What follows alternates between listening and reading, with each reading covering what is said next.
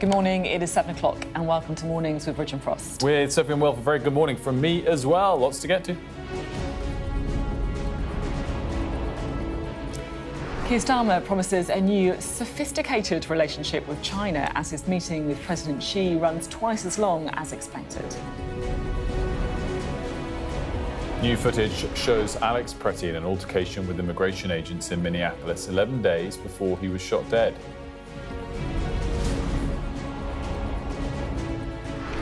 We'll tell you how a chip inserted in your brain could transform the lives of people with paralysis. It's all developed by a company run by Elon Musk. Also ahead, water bills are going up. We'll tell you how much more you could be paying. And we'll look at how abuse is being gamified online. It's a really shocking report into these sadistic online groups where children trade harmful content for status.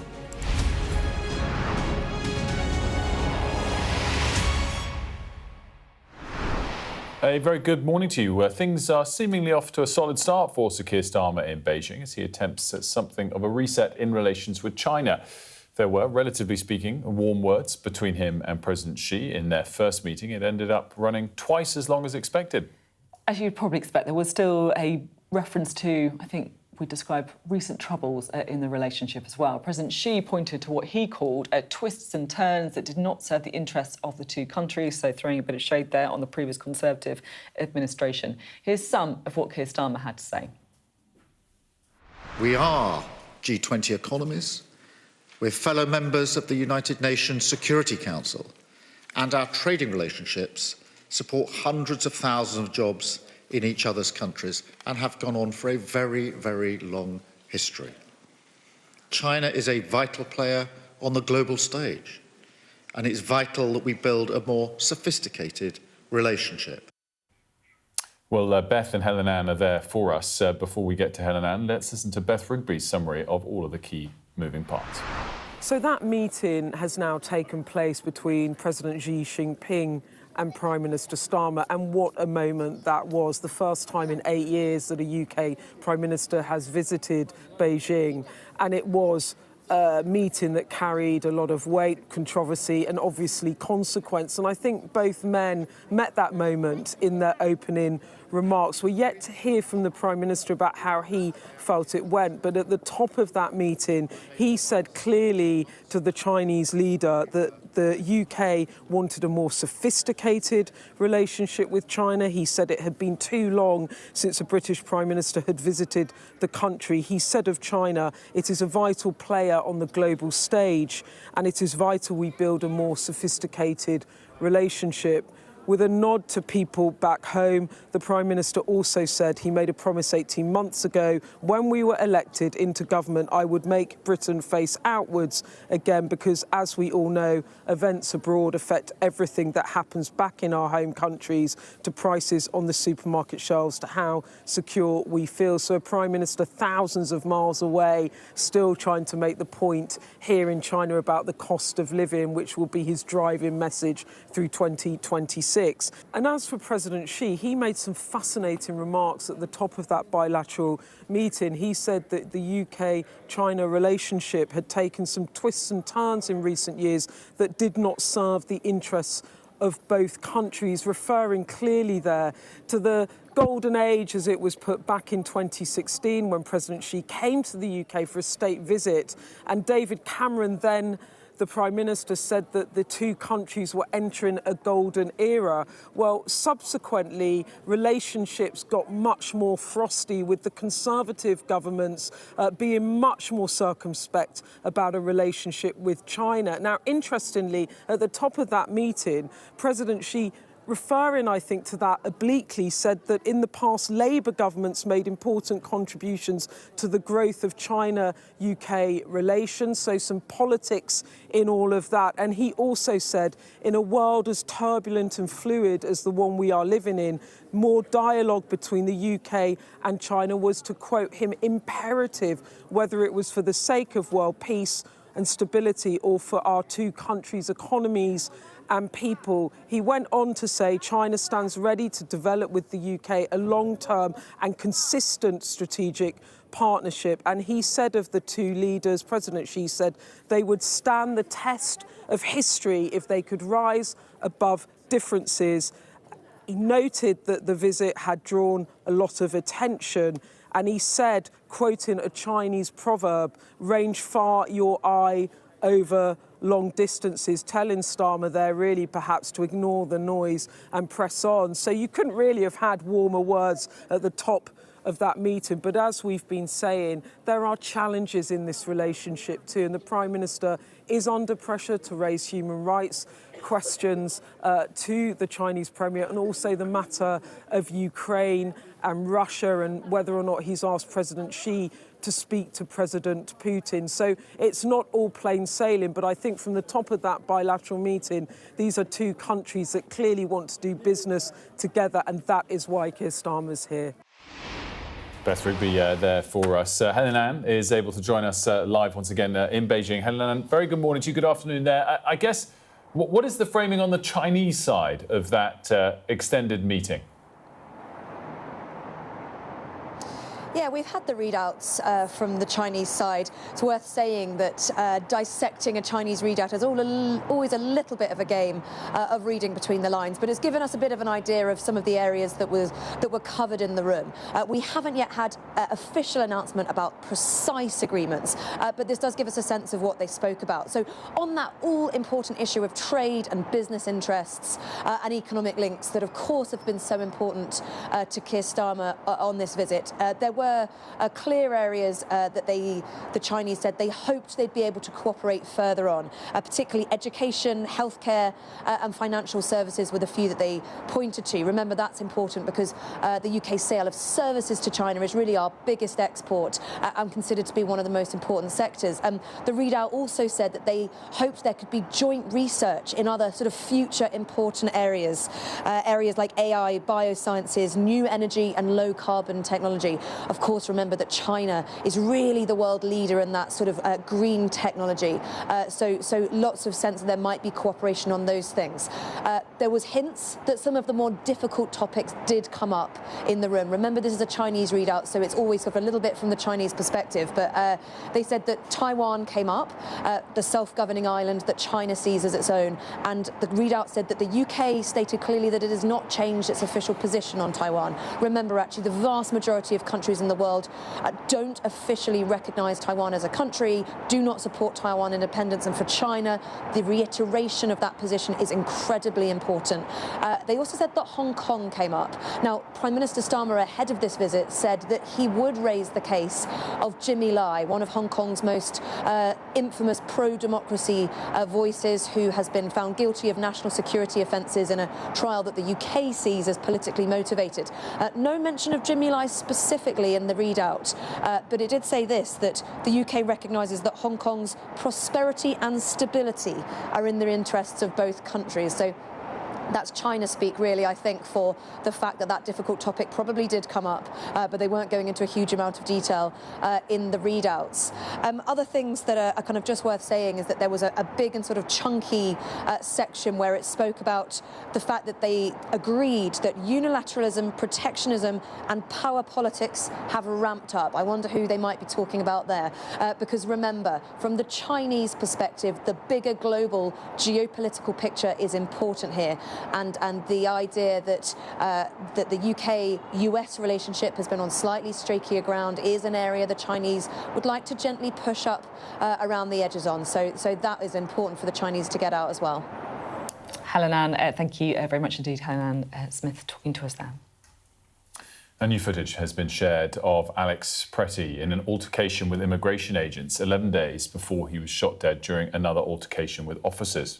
If you remember, Alex Pretty, of course, the US citizen from Minneapolis, held down and killed when he was protesting in that state. Mr. Pretty's family said that it is him in the new video, but we are unable to verify, it should be said, what's happened in the run-up to the incident. Here's Martha Kellner on this incident. This newly released video was filmed 11 days before Alex Pretty was shot dead by federal immigration officers. It shows a separate incident, a separate altercation with immigration officers elsewhere in the city. Pretty is clearly agitated.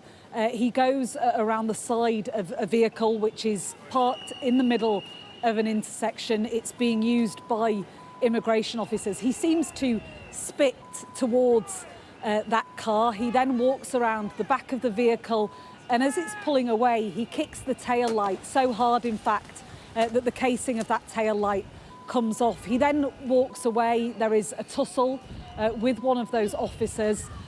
He ends up being tackled to the ground.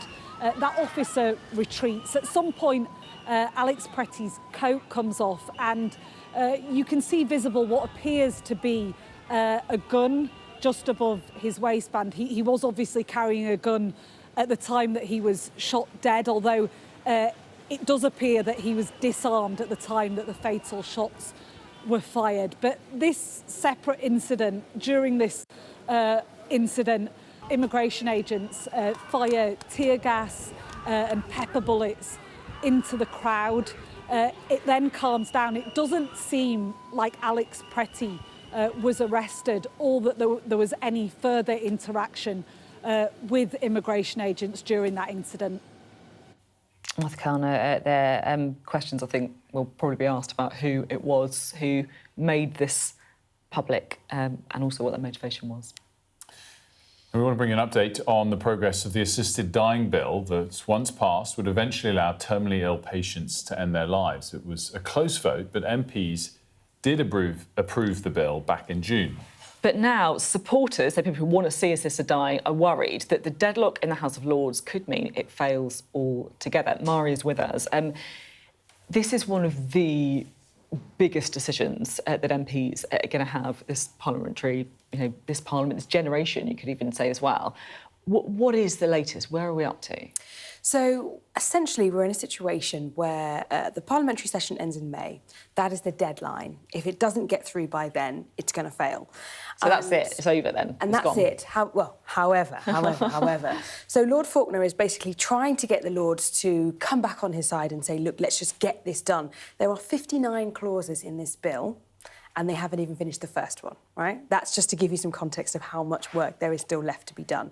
And what Lord Faulkner is arguing is that actually, if Lords try and block this, he is going to try and make sure that they essentially bring it back through another private member's bill in the Commons, and that would basically use a rule, kind of like a Parliament Act, where, to try and not bore viewers too much, you can essentially circumvent the Lords if it goes through the Commons twice. However, this has never been done with a private member's bill, which is a very different type of legislation in terms of the way it comes about.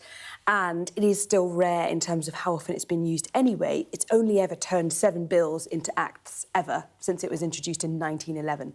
So this is, unlikely.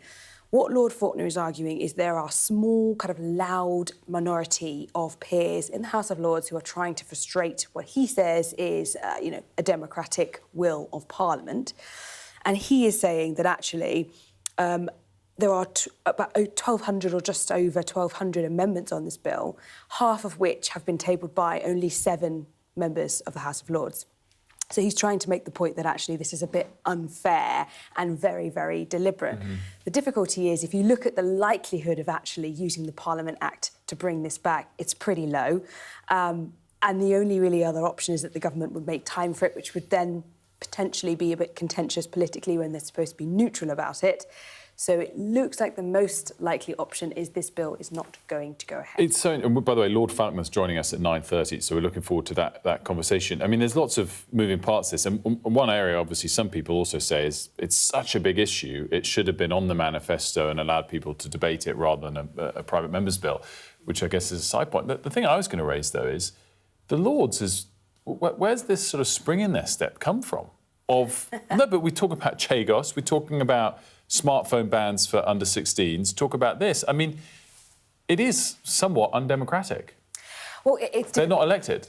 They are flexing powers that sort of they haven't shown for a decade. The difficulty is that this was a conscience vote, right? This was never in a Labour manifesto. It's not a government policy. So because nobody was ever whipped in the House of Commons to do that, then therefore they would argue, hold on, you don't have a mandate for it. Maura, we're going to jump in because we're just hearing from Keir Starmer, who, of course, is in China meeting the president. Let's hear what he's got to say. Yes, we had a very good, productive session with real concrete outcomes, and it was a real strengthening of the relationship, and that's in the national interest because, of course, there are huge opportunities here in China. It's the second biggest economy in the world, and that's why we've got such a big business delegation. A lot of the discussion was about how we open up access for those opportunities, focusing, as I always do, on how is this going to be delivered back in the United Kingdom, how does it benefit people back at home. And we made some really good progress on tariffs for whisky, on visa-free travel to China, and on information exchange and cooperation on irregular migration, focusing particularly on small boats and engine parts. So a very good constructive meeting with real outcomes, and that's very much in our national interest. Yeah, tell us more about those concrete outcomes as you describe them, say on visa-free travel. What in specific terms have you agreed? Well, we've agreed that on tariffs for whisky, we're looking at how they're to be reduced, what the time frame is, visa-free travel, how far, how much, and when that can start, and on the information exchange on small boats, the cooperation that we need, within a dialogue actually about greater strategic focus on security and defence. But for us it's very important on small boats that we get our arms around the engines that are being used in those small boats. So on all those three areas, but they're examples of a much wider opening of access for business that we discussed at great length in terms of the fact that after 8 years, this is the first visit by our Prime Minister, and we wanted to make sure that we've got that strategic approach on all of these issues. President Xi's words and his tone seemed warm. What do you say to folk back home who might feel a bit squeamish about that? Well, we did have a good meeting, and a long meeting as well. We had the formal parts, we had some informal parts, and then we continued over lunch. And so the relationship is in a good place, a strong place. And what I'd say to everybody here is that I always act in our national interest. And therefore the question for me is, how does this accelerate and deliver back at home? I know that whatever's going on in the world, the most important thing to the vast majority of people is the cost of living. So opening up access to business, opportunities, seizing those opportunities, which then gets reflected in better businesses, in jobs, in price reductions at home, really, really matter. And so we made real progress on all of those areas. There are, though, big differences, significant differences between the UK and China in terms of outlook. How forcefully did you raise issues such as the jailing of the pro-democracy campaigner Jimmy Lai, the treatment of the Uyghurs, for instance? Well, we raised those issues as you would expect. Part of the rationale for engagement is to make sure that we can both seize the opportunities that are available, which is what we've done, but also have a mature discussion about issues that we disagree on. Were they listening on that, you think? Yes, we did have a respectful discussion about that, raised those issues, as you would expect. But that, if you like, is part and parcel of the reason to engage. It is in our national interest, it gives us great opportunities, but it also gives us the opportunity to have those discussions about areas where we disagree. A final question on a wider topic. President Trump has said a massive armada, as he described it, is moving quickly towards Iran and that time is running out. Is time running out? Do you think President Trump is acting in the appropriate way here? Well, the big issue, the big challenge here is to ensure that Iran doesn't get a nuclear programme, and we're all absolutely agreed on that, and we're working with allies to that end, and that is the central focus of what I'm doing with our allies. And President Trump's actions the right ones? Well, we all agree that ensuring that Iran doesn't get that nuclear programme is the number one priority, and that's what we're working on. Prime Minister, thank you. Keir Starmer there talking about his trip to China, talking through some of the aims with a meeting with President Xi. We can talk about this a bit more now. We're joined by the Border Security Minister, Alex Norris. Great to have you on the programme. So Keir Starmer and Xi Jinping say they're going to have a sophisticated relationship. What does that mean? Is that like, you know, fancy restaurants, trip to Paris? What is a sophisticated relationship? I suspect not. You know, it is really important that we have a good and consistent relationship with China. Viewers will understand that whether it's the economy, whether it's the climate, whether it's international organised crime, China has an important stake in it. It's important we work with them to get the best out of it, which is what the Prime Minister's doing over in China at the moment. It's got us to a position where we're able to announce a really exciting collaboration between our security and intelligence services to tackle small boats parts. Over 60% of engines in channel crossings last year originated in China. So having that relationship with China and their enforcement agencies means we can disrupt that flow, and that's the type of activity the Prime Minister's been brokering over the last couple of days. Given you've mentioned this new agreement, this announcement is trying to help stop the boats, I mean, it's easier said than done, isn't it? It's one of those things where it sounds pretty good on paper, but I mean, you know, you don't fill out a form to buy these engines and put down your profession as people smugglers, do you? I mean, it's a bit more complicated than that. Well, of course it is, but these are, you know, highly sophisticated global networks that operate, you know, across source countries, you know, all the way back to, in this case, engine parts being made in China. But we know about that flow and can disrupt it at certain points. But the more support we have from international partners, the more we can do that. And every boat disruption means that the model becomes less reliable, becomes more expensive. And if you add that to what I've said on the programme before about changes around asylum,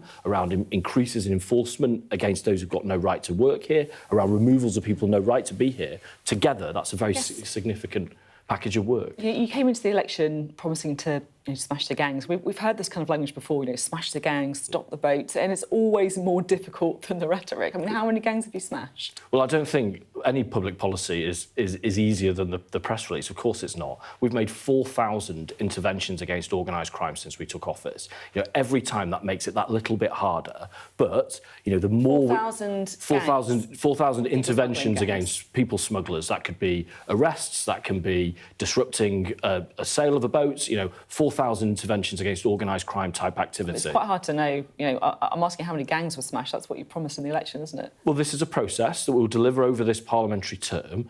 I know your viewers, as you do, as I do, want to see those channel crossings reduced.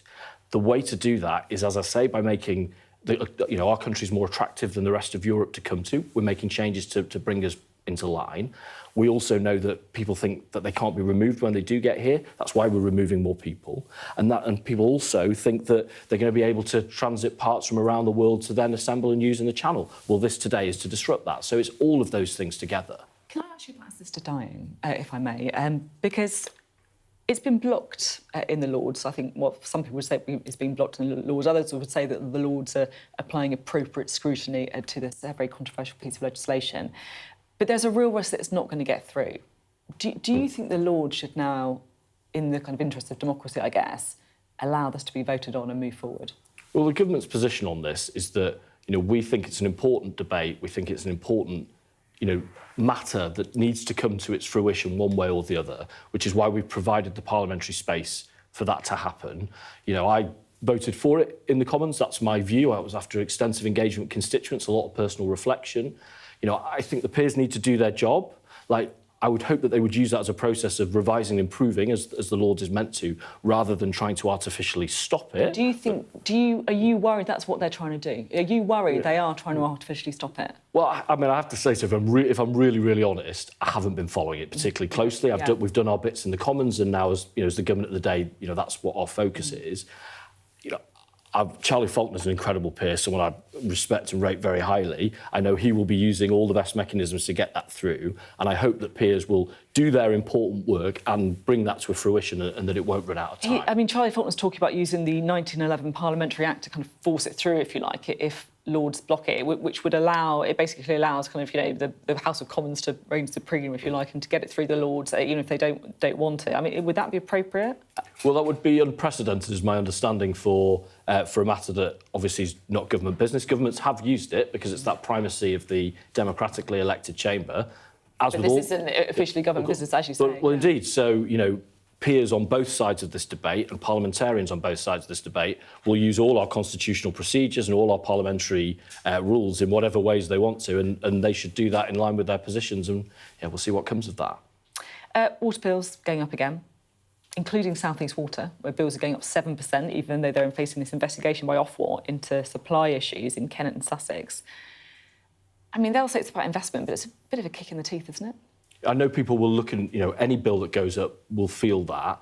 It is about investment. These are, water supplies that have not been invested in well for years and years and years. This is money ring-fenced for that investment. It won't be going to executive pay. We've already made sure that that's not the case. In the long run, that is better for consumers to have more reliable, better quality water supply. But I appreciate there's pain with that. We've made changes, as you know, Sophie, in the budget to help people with their fuel bills, help keep petrol costs down, help keep beer costs down. So it's that balance. We know, as you've heard from the Prime Minister there, cost of living is at the heart of everything we do. So we want to give people that support, but this investment is needed. Should nationalisation be on the table? Well, I have to say, I don't think that would be the answer. If your concern here is the public having to pick up the bill for failures of investment in the past, well, actually, nationalisation at this stage would crystallise all those losses that have been taken in the past. So what we want to do is to use and to strengthen the existing legislative framework to make it work for people, to get improvements now, and I think that's the right balance. OK, thanks very much indeed, Alex Norris, speaking to us there. Coming up, we're going to be talking more about China, the Prime Minister pledging those sophisticated ties as he and Xi Jinping sat down for talks.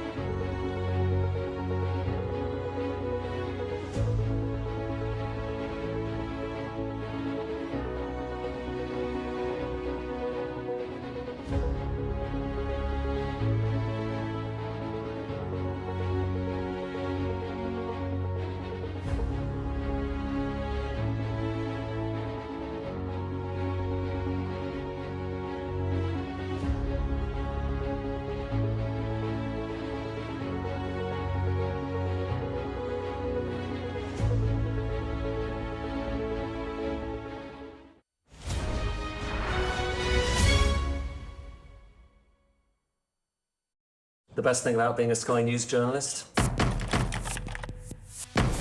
going to take you behind the scenes here for Election Night Live. They have gone up and up. Being a Sky News journalist. Ed Conway, Sky News, is anyone going to talk to us? Mortgage rates did go up very sharply during your time in office. Here it is. First off, just the scale of what we're looking at. Our data shows it's been happening. Question is, why it hasn't been stopped. What's the best thing about being a Sky News presenter?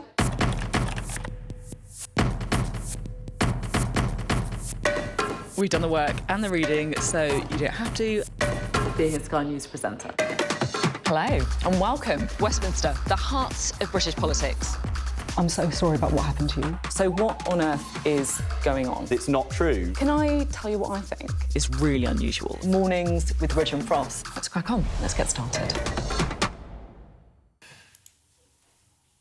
Welcome back. A reminder of the headlines. In the last few minutes, Sir Keir Starmer said the UK's relationship with China is in a good, strong place following the first meeting between the British Prime Minister and the Chinese President for 8 years. Sir Keir said progress had been made on issues including whisky tariffs and visa-free travel to China. New footage shows Alex Pretty clashing with immigration enforcers 11 days before he was shot dead by immigration agents in Minneapolis. The intensive care nurse was killed on January the 24th. So this is the footage of a separate earlier incident. Water bills across England and Wales will rise by an average of 5.4% in April, or £33 a year for households. The increase is 2% above inflation. Water companies say it's needed to fund major investment in crumbling infrastructure. Now, President Trump has told Iran that time is running out to negotiate a deal on its nuclear programme. All the while, he claims to be building up US military forces in the Gulf. So what's going on? Iran says it's ready with its finger on the trigger. Nationwide protests have now subsided, with the country opening up once more. We're starting to get accounts of what went down during the internet blackout. Our international correspondent John Sparks has this report. In Iran, the architecture of fear has been restored after the theocrats who run this country opened fire on their own people. But their determination to stay in power is matched by their efforts to conceal what has taken place. Access to the internet is restricted, but Sky News has obtained disturbing testimony from Iran. This is Dr. Yasser Ramanarad, a specialist in internal medicine. He works at a public hospital in Tehran. In recent days, actions have taken place that have not been seen elsewhere in the world, even in world wars. He told us what he saw when the regime launched its crackdown. Pressure was put on nurses and doctors to clear out the emergency department. In other words, any patient who was there, whether they had clear medical indications or not, was told to be discharged. They wanted the emergency ward emptied for security forces who had been injured. We know the security forces have made incursions into hospitals. Here in western Iran, medical staff tried to prevent them from entering the regional hospital. Patients cower as the authorities search the ward for injured protesters.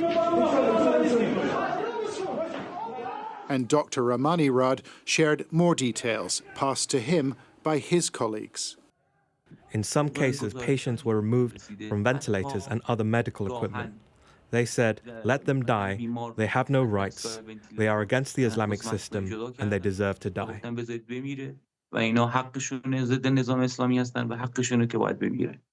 Not just a doctor, Ramanirad is also an activist, a dissident, who told us he feels compelled to speak out. And he says the security forces are now effectively in control of the hospitals. If they realize that someone who was injured in the protests has gone to hospital, or even if they had gone before and managed to escape them, they will arrest that person. By checking security cameras, they track them down, raid the locations, and detain them. This is the situation we are in right now. But the authorities are not just pursuing the protesters.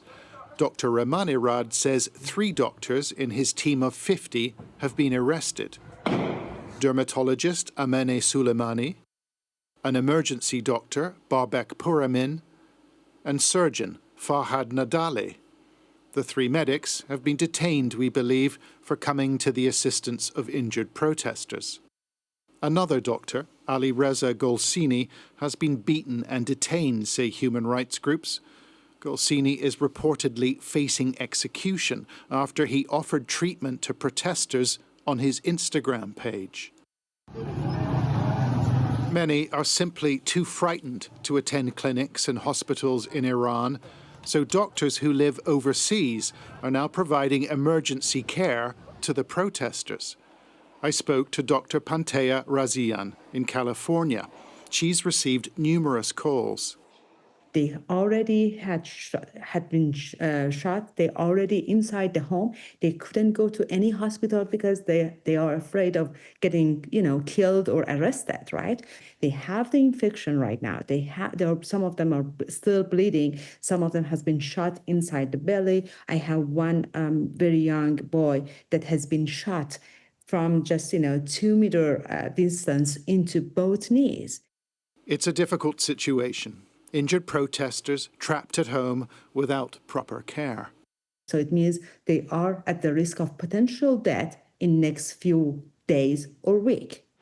Sky News approached the Iranian authorities with our findings and received no response. The testimony and evidence now emerging from Iran are deeply troubling and produced in many cases by those exercising great courage. But these are not accounts the regime wants the world to hear.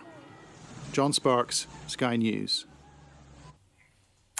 And we'll continue, of course, to monitor the situation there with those exchanges of words between President Trump and the Iran foreign minister with that build-up of military capacity off the shore as well. Now, we're talking water bills because news today that they're going up. Water bills are being increasing by 5.4% in average in April. That's £2.70 a month, I should say, for the average household. It's also a couple of percent as well ahead of inflation, which is getting attention as well. It's going to be a £33 increase year over year if you kind of total it up that way. And it is not a service I think people look at and think, yeah, increase above inflation. Yeah. This is warranted. If you're in Tunbridge Wells and you've been, had your school shut and your nursery shut and you're queuing up to try and get some bottled water. Is theirs going down, presumably? No, it's not going down. Theirs going up a lot, actually. I can bring you the number. It's going up by 7%, I think, if you are in the South East. It is pretty... I mean, look, so what the water companies are saying is that this is all really, really necessary for investment and to try and improve the service, but... Which is true long term. But it also raises the ongoing question about whether the current structure of the market as a whole is working. And it's always chasing the need to improve the pipes and correct here or there rather than sorting the problem long term. But by the way, it is regional. So those numbers we said were averages. It changes where you're based there. And if you scan the QR code we've got on the screen there, you can see a breakdown of where you are, what your water bills will be increasing by. I don't think anyone's is falling. I think there's one that's going up less than 1%. I've forgotten which one it is now because I haven't printed out the right piece of paper. But one of them's going up only 0.4%. But scan that QR code, enjoy it. You'll know the answer before me. Thames Water. Is it? I just Googled it. Is it Thames Water? Yeah, Thames Water.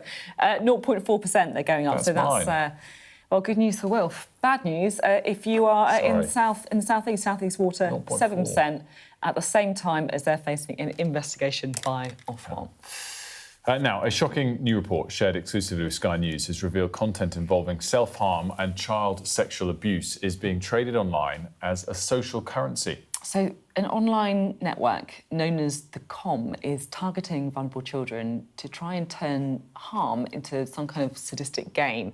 And charities are now calling on Ofcom to do more to stop this kind of thing happening, as Adele Robinson reports a warning that, as you would expect, this report does contain graphic material and reference to suicide, self-harm and sexual abuse. Always the pentagrams, the dismembering, which makes me think, like, did he see dismembered images? An online world where self-harm and child sexual abuse are now traded as social currency. He had a sort of online alias.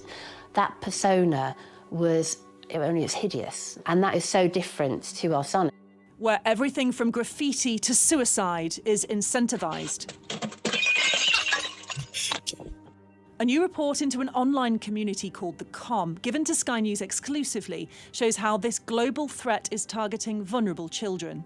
We're in an era of weaponised loneliness, targeting individuals with multiple kinds of vulnerabilities.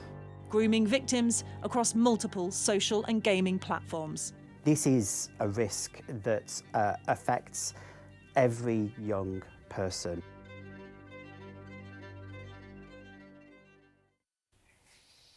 Well, joining us now is George Vlasto, Head of Trust and Safety Division at Resolver, which is the corporate intelligence firm that carried out that report into the Com that we've just been hearing from.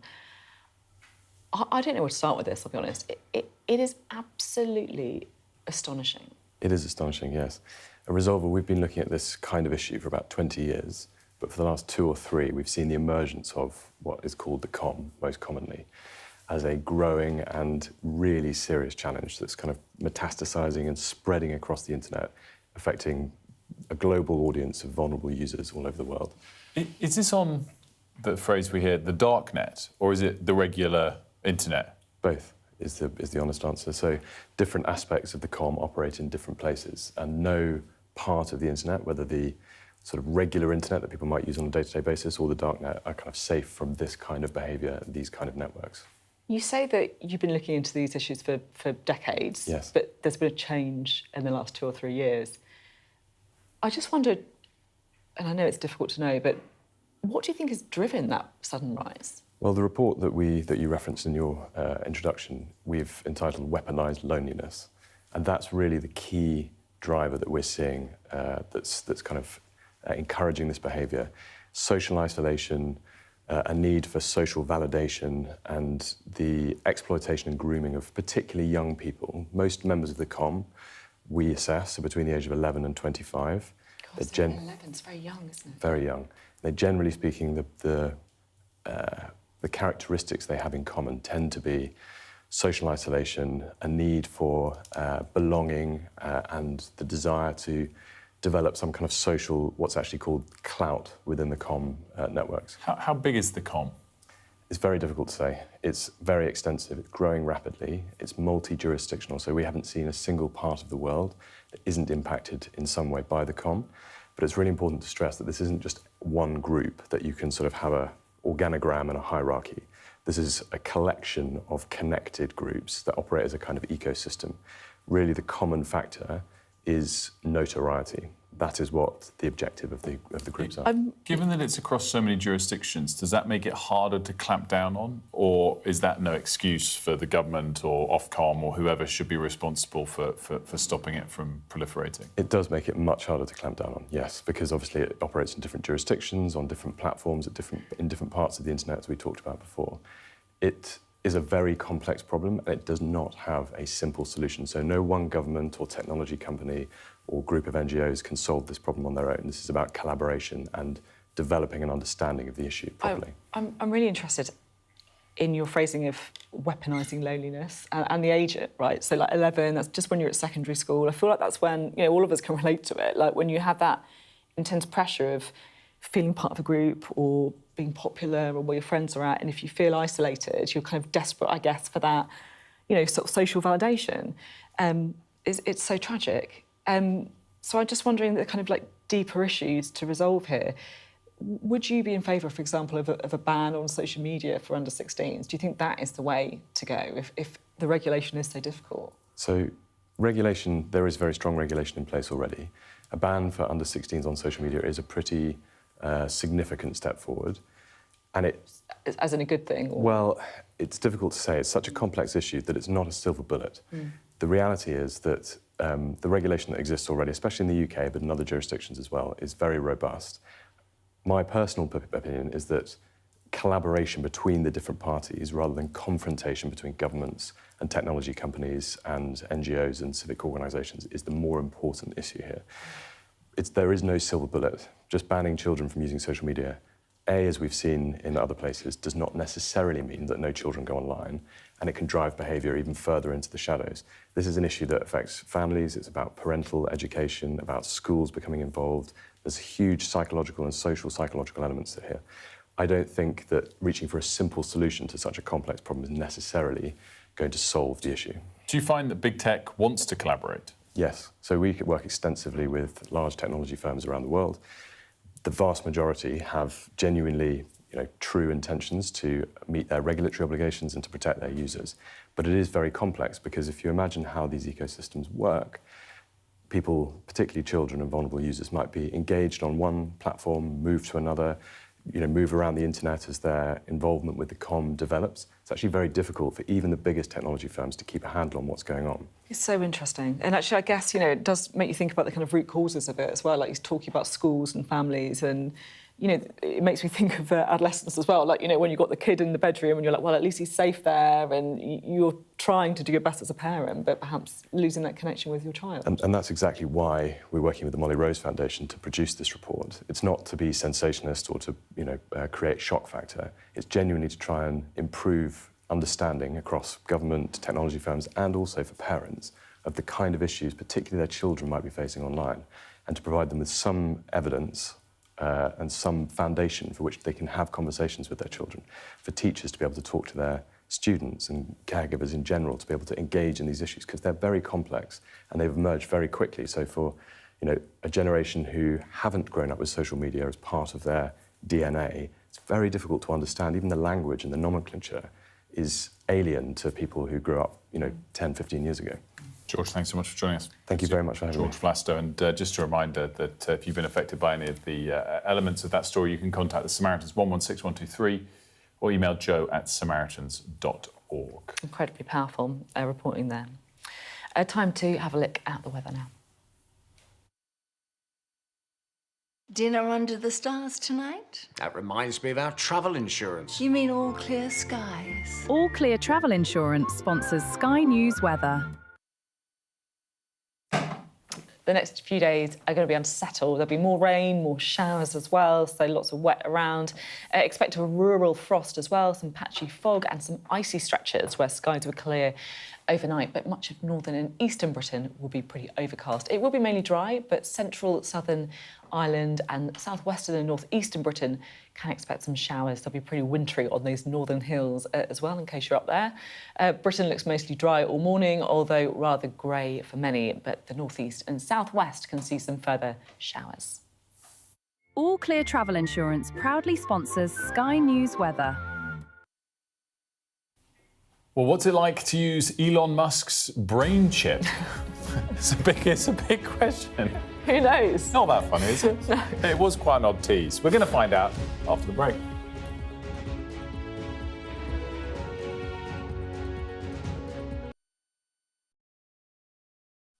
I'm Cordelia Lynch, Sky's Asia correspondent based here in Bangkok. We've been undercover inside Asia's huge network of scam centres. This compound is, without a doubt, the worst. It is essentially hell on earth. We cover a vast, varied and dynamic region that's shaping the rest of the world. There's a fresh look to your news from 10 on Sky News. It's a new show called The Wrap, every night of the week. We'll still bring you the day's biggest stories, but with more lively debate, more in-depth commentary, and more of what you need to know. Plus a look at what's making tomorrow's headlines. The Wrap. Everything wrapped up for you from 10 on Sky News. Hear that whistle and that crunch? We know that they're coming from the south of the city where there's a column of Russian armoury. I'm Alex Crawford and I'm Sky's special correspondent based in Istanbul. Look at that sheet of flames, and that has happened within minutes, and now it's coming from both sides and it's moving this way. People that pod together, they have a little hive brain going on. They've not had a good week. I've had a good week. There's a teaser there, a teaser. Oof. OK, nothing to see here. Drama over. Full stop. Anyway, we'll get to that. She will be mortified. She's the first female chancellor. I popped upstairs, made myself a cheese sandwich, but now I'm with you. Annalise has come dressed in the magenta of electoral dysfunction. Available wherever you get your podcasts. I'm Mark Stone and I'm Sky's US correspondent based here in Washington, D.C. I just want to understand why you do not think that guns are the problem. Why is it that people come from all over the world to America? Because it's the freest, most prosperous, safest country. I've witnessed the remarkable passion for politics here, but across the country, the anger and the division too. Where are you from? From Sky News, UK. Yeah, I'm allowed to ask questions, aren't I? Mark Stone, Sky News in the United States.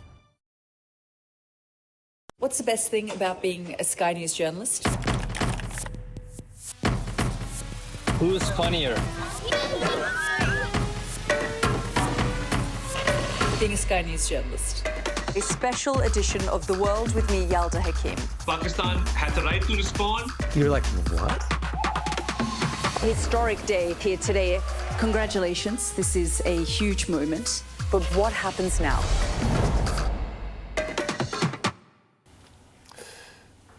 Now, imagine being able to control your laptop using just your thoughts. This is an extraordinary story, genuinely. That is exactly what one man and several others are able to do, and it's all because of a brain chip, so a chip in their brain that's been developed by Elon Musk's Neuralink company. It's being trialled here in the UK and could be a game changer for people living with paralysis. Our science and technology editor, Tom Clark, has been finding out how it works.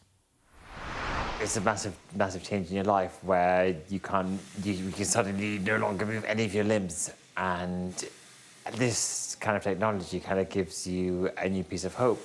Though he's paralysed from the neck down, Sebastian Gomez Peña can now control his laptop and phone using just his mind. You have this power of telepathy, effectively, and I'm just fascinated to find out how that feels. Everyone in my position tries to move some bit of their body to see if there is any form of recovery. But now I think I'll move my hand to the right, to the left, think about clicking my fingers, and the technology just understands what I want to do, and it does it. Yep. You wouldn't even know the chip was there until it needs a daily charge. Yep. There's a button there. If you click it, it should turn on the charger. If you hold it to my head right there, this means this is how you charge it. So I'm charging the chip. That is exactly what you're doing.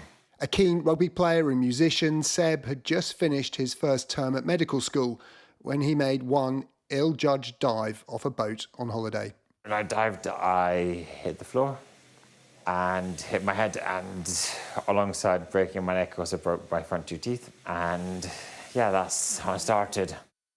But it ended up with Seb enrolling in the first UK trial of the Neuralink device, a 5-hour operation performed largely by robot, which, through a hole in his skull, inserted threads 1/10 the thickness of a human hair, connecting 1,000 electrodes to the part of his brain that controls hand movements. It makes the experience a lot better. This is the first time his doctors have seen him since the device was switched on. I can do this, move the mouse around. And that helps. That's brilliant. Really good control. And that helps. This helps me practice to use it faster, and it also helps the computer calibrate whatever I'm thinking to where the mouse is moving. The brain surgeons are impressed. You have also got used to your phone? Yeah. I'm blown away.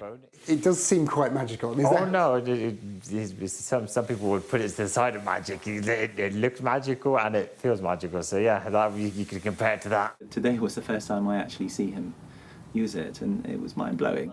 This is a feasibility trial intended to show the device and the surgery is safe and that it works. So far, it looks good. This technology is going to be a game changer for patients with severe neurological disability. And those patients have very little, really, to improve their independence. I mean, especially now that we live in a world where we are so dependent on our technology. Neuralink, which allowed us to access the trial but didn't want to be interviewed, now confirmed 21 people have been fitted with the device, including 7 in the UK. Some users are able to train the AI that interprets their brain signals to type on a virtual keyboard, even control a robotic arm, or just played with their children. Oh, you smoke, man. 3. This early trial is focused on decoding hand movements. Another looks to restore speech in those who've lost it due to stroke or brain injury. Neuralink also has plans to help the blind by targeting the brain's vision centres. The company's controversial founder promises even more. As we advance the Neuralink devices, you should be able to actually have full body control and sensors from an Optimus robot. So you could basically inhabit an Optimus robot. The future is going to be weird, but pretty cool. Weird, and with it, serious questions about future users' safety and privacy, but a way off. Neuralink still needs to do larger trials and share its data with the public to prove these devices are safe and effective long-term. Elon Musk, whatever you think of him, does have a record of success. But in this endeavour, he depends on brave, determined volunteers like Seb to deliver it. Tom Clark, Sky News, London. Incredible. kind of terrifying, but incredible. And obviously it's something that needs to be very, very carefully tested, which is what's happening. 7 people going through this UK test, which is still very small relative to any other kind of health thing. So it's a hell of a long way from being widely used. But for people like that, you can see the upside. Yeah, you can see the... Life-changing. The images of the guy moving the spoon with his mind. I mean, it is absolutely unbelievable. And look, just look at... So the nerve signals are carried by threads 10 times thinner than a human hair. I mean, it's just astonishing. It's completely astonishing. And another potential huge success for Elon Musk. It is quite remarkable, his spread of innovations, I think. Yeah, it really is. From space to social media to electric vehicles, solar panels and that. Windsor Castle, we should say, has hosted its first ever film premiere. Not normally known as a cinema, but it's because this guy is the one who is heading it up, King Charles. Do you think you can put your seat back and put your feet on the chair in front of you? Windsor Castle Cinema? You'd hope so, wouldn't you? I bet it's a luxury experience, right? Well, I was thinking you probably can't. You have to abide by the rules. Yeah. So very much like... Yeah, maybe you're right. I like to sort of slouch and just, you probably can't when you watch a film in Windsor Castle. Anyway, we should tell you about what the film was. It's focusing on the King's passion for the environment and his philosophy of harmony. It's set to screen on Amazon Prime later this month. So it's a sort of documentary he's been involved with, including a big interview with him in it. Obviously, he very rarely gives interviews.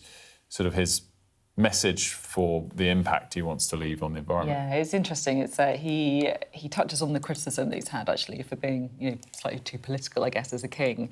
And he basically says that the environment is so important to him that it was something that he wanted to kind of get on and really make a focus of, despite all that. And was massively ahead of his time on this. Yeah. Massively ahead of his time. Do you remember when he used to get abuse because he said once, I'm paraphrasing here, that he spoke to the trees, and everyone was like, oh, this kooky green stuff decades ago, and he's proven right. I'm looking forward to watching this. You just talk to the trees, do you? I'm a little sad. No, I don't really, but he does, and he was right. But we've got 5 seconds left. I'm looking forward to watching it. I'm slightly sad I've got to watch it on Amazon. Quite like to watch it at the castle. You never know. The invite might be in the post, Wilf. It wasn't. We'll be back after this. The best thing about being a Sky News journalist? They call him the king of the jungle. Being a Sky News journalist. Yusra Al-Baghir has this report, and this is what's left of it. As a woman of colour, how did the Harris campaign speak to you? People risk their lives to speak to us for this report. Mr. Zuma, Sky News. We're trying to see as much as we can.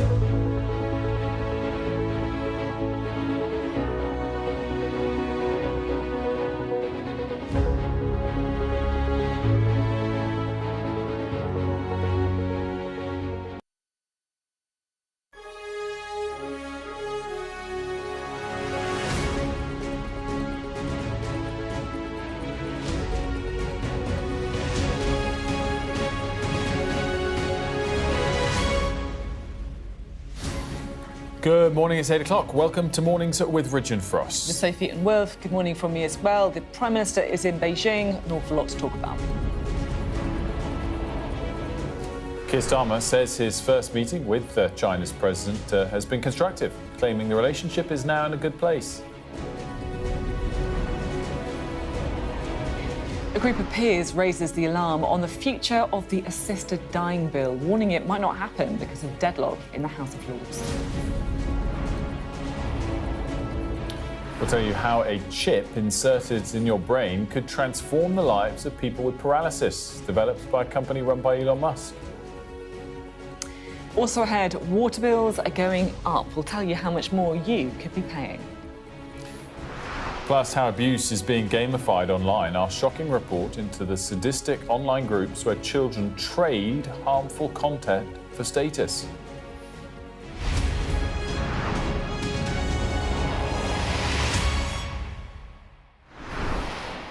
Hello, thanks for being with us this morning. Things are seemingly off to a pretty good start for Keir Starmer in Beijing as he attempts something of a reset in relations with China. There were, relatively speaking, warm words between him and President Xi in their first meeting, which actually ended up running twice as long as they had it down for in the diary. There was still reference to recent troubles in the relationship, though. President Xi pointed to what he called recent twists and turns that did not serve the interests of the two countries. But in the last hour, Keir Starmer said the relationship was in a good, strong place.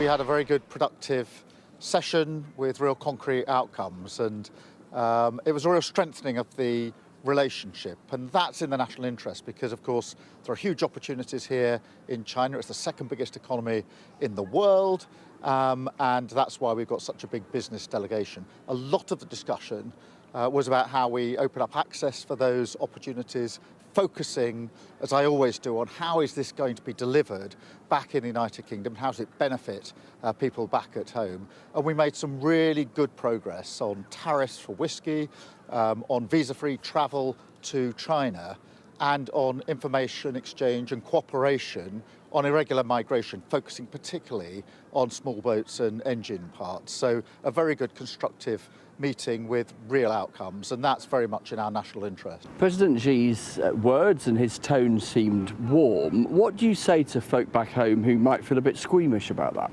Well, we did have a good meeting, and a long meeting as well. We had the formal parts, we had some informal parts, and then we continued over lunch. And so the relationship is in a good place, a strong place. And what I'd say to everybody here is that I always act in our national interest.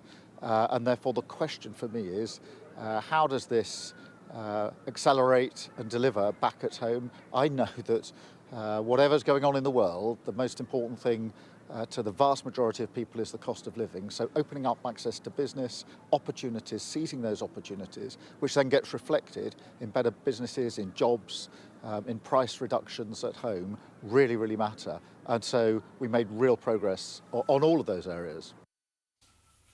Well, our political editor, Beth Ripley's been travelling with the Prime Minister. She's got the latest.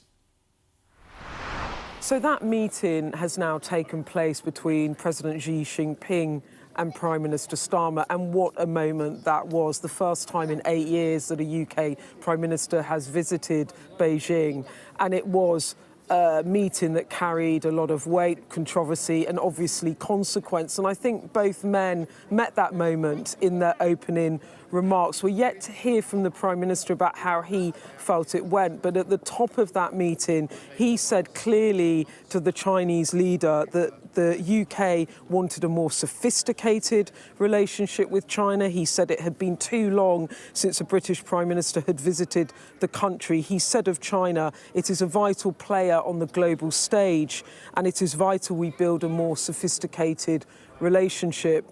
With a nod to people back home, the Prime Minister also said he made a promise 18 months ago, when we were elected into government, I would make Britain face outwards again, because as we all know, events abroad affect everything that happens back in our home countries, to prices on the supermarket shelves, to how secure we feel. So a Prime Minister thousands of miles away, still trying to make the point here in China about the cost of living, which will be his driving message through 2026. 2026. And as for President Xi, he made some fascinating remarks at the top of that bilateral meeting. He said that the UK-China relationship had taken some twists and turns in recent years that did not serve the interests of both countries, referring clearly there to the golden age, as it was put back in 2016 when President Xi came to the UK for a state visit.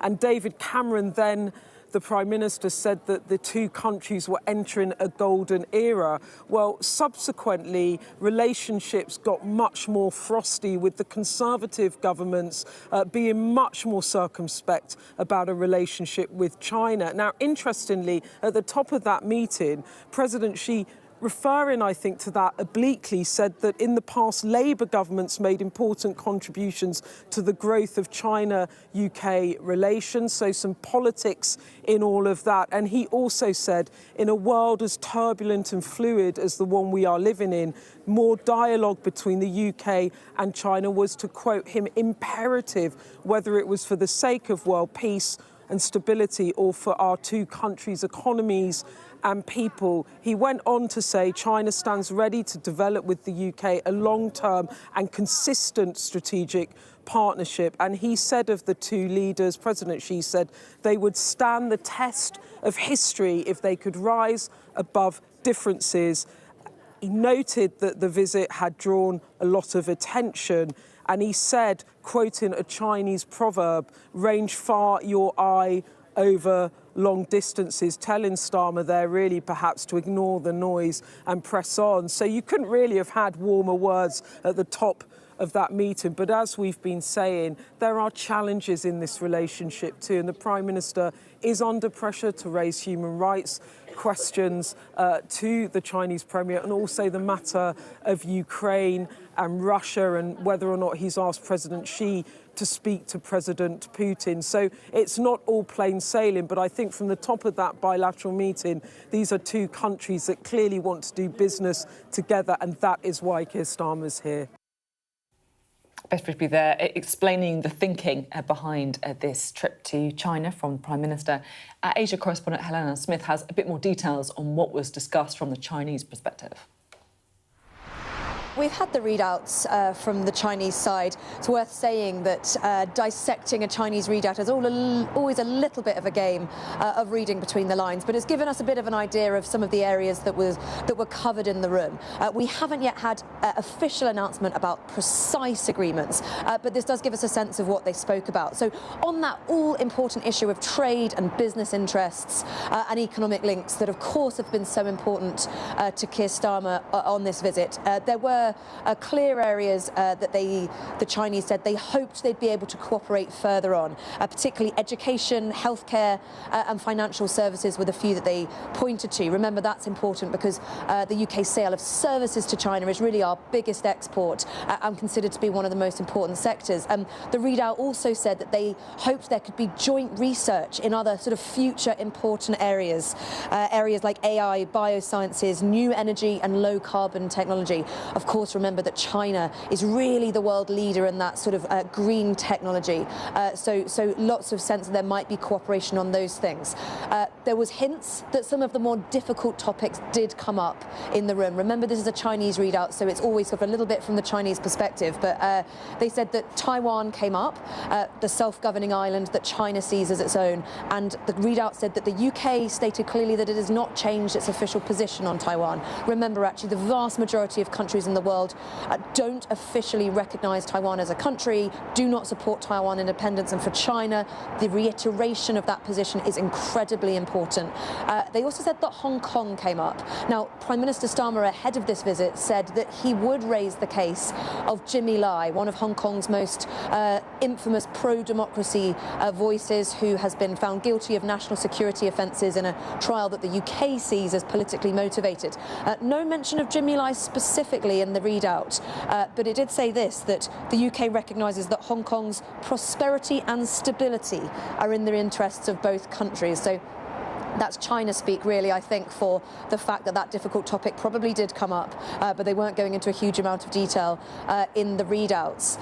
Other things that are kind of just worth saying is that there was a big and sort of chunky section where it spoke about the fact that they agreed that unilateralism, protectionism and power politics have ramped up. I wonder who they might be talking about there, because remember, from the Chinese perspective, the bigger global geopolitical picture is important here.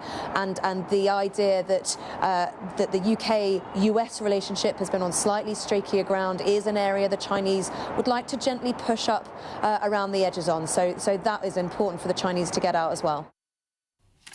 We're going to be talking more about the trip and waiting to see if there's more significant business and trade announcements to come. But Doug Gurr joins us in the 9 o'clock hour, who's the former head of Amazon UK, the former head of Amazon China, and has a very good perspective on what can be done. He's in Beijing with the Prime Minister.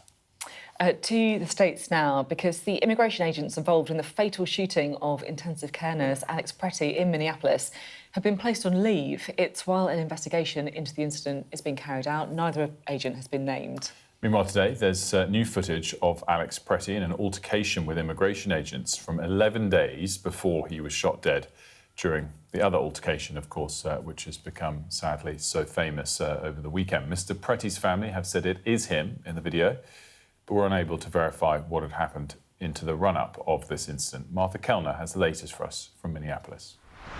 This newly released video was filmed 11 days before Alex Pretty was shot dead by federal immigration officers. It shows a separate incident, a separate altercation with immigration officers elsewhere in the city. Pretty is clearly agitated. He goes around the side of a vehicle which is parked in the middle of an intersection. It's being used by immigration officers. He seems to spit towards that car. He then walks around the back of the vehicle, and as it's pulling away, he kicks the tail light so hard, in fact, that the casing of that tail light comes off. He then walks away. There is a tussle with one of those officers. He ends up being tackled to the ground. That officer retreats. At some point, Alex Pretty's coat comes off, and you can see visible what appears to be a gun just above his waistband. He was obviously carrying a gun at the time that he was shot dead, although it does appear that he was disarmed at the time that the fatal shots were fired. But this separate incident, during this incident, immigration agents fire tear gas and pepper bullets into the crowd. It then calms down. It doesn't seem like Alex Pretty was arrested or that there was any further interaction with immigration agents during that incident. Martha Kellner reporting for us there in Minneapolis. We'll have any more developments on that. Of course, our teams are still out there. Now, we wanted to bring an update on the progress of the assisted dying bill that once passed, if it passes, would eventually allow terminally ill patients to end their lives. It was a close vote, but MPs did approve the bill back in June. But now, supporters are worried that deadlock in the House of Lords could mean it fails altogether because it will run out of parliamentary time and just won't happen. We can talk a bit more about this with Mari. So they've got this, the people who want to see the assisted dying bill have come up with this method that they think could force it through the Lords and make it happen. Exactly. So they've got this kind of backup plan, as it were. If it runs out of parliamentary time by May, what they are arguing is they will use the Parliament Act, where you can essentially delay by a year. The Lords can delay by a year, but not entirely block a bill. And then after that year delay, it will come back and it will go straight to the Commons and it will bypass the Lords.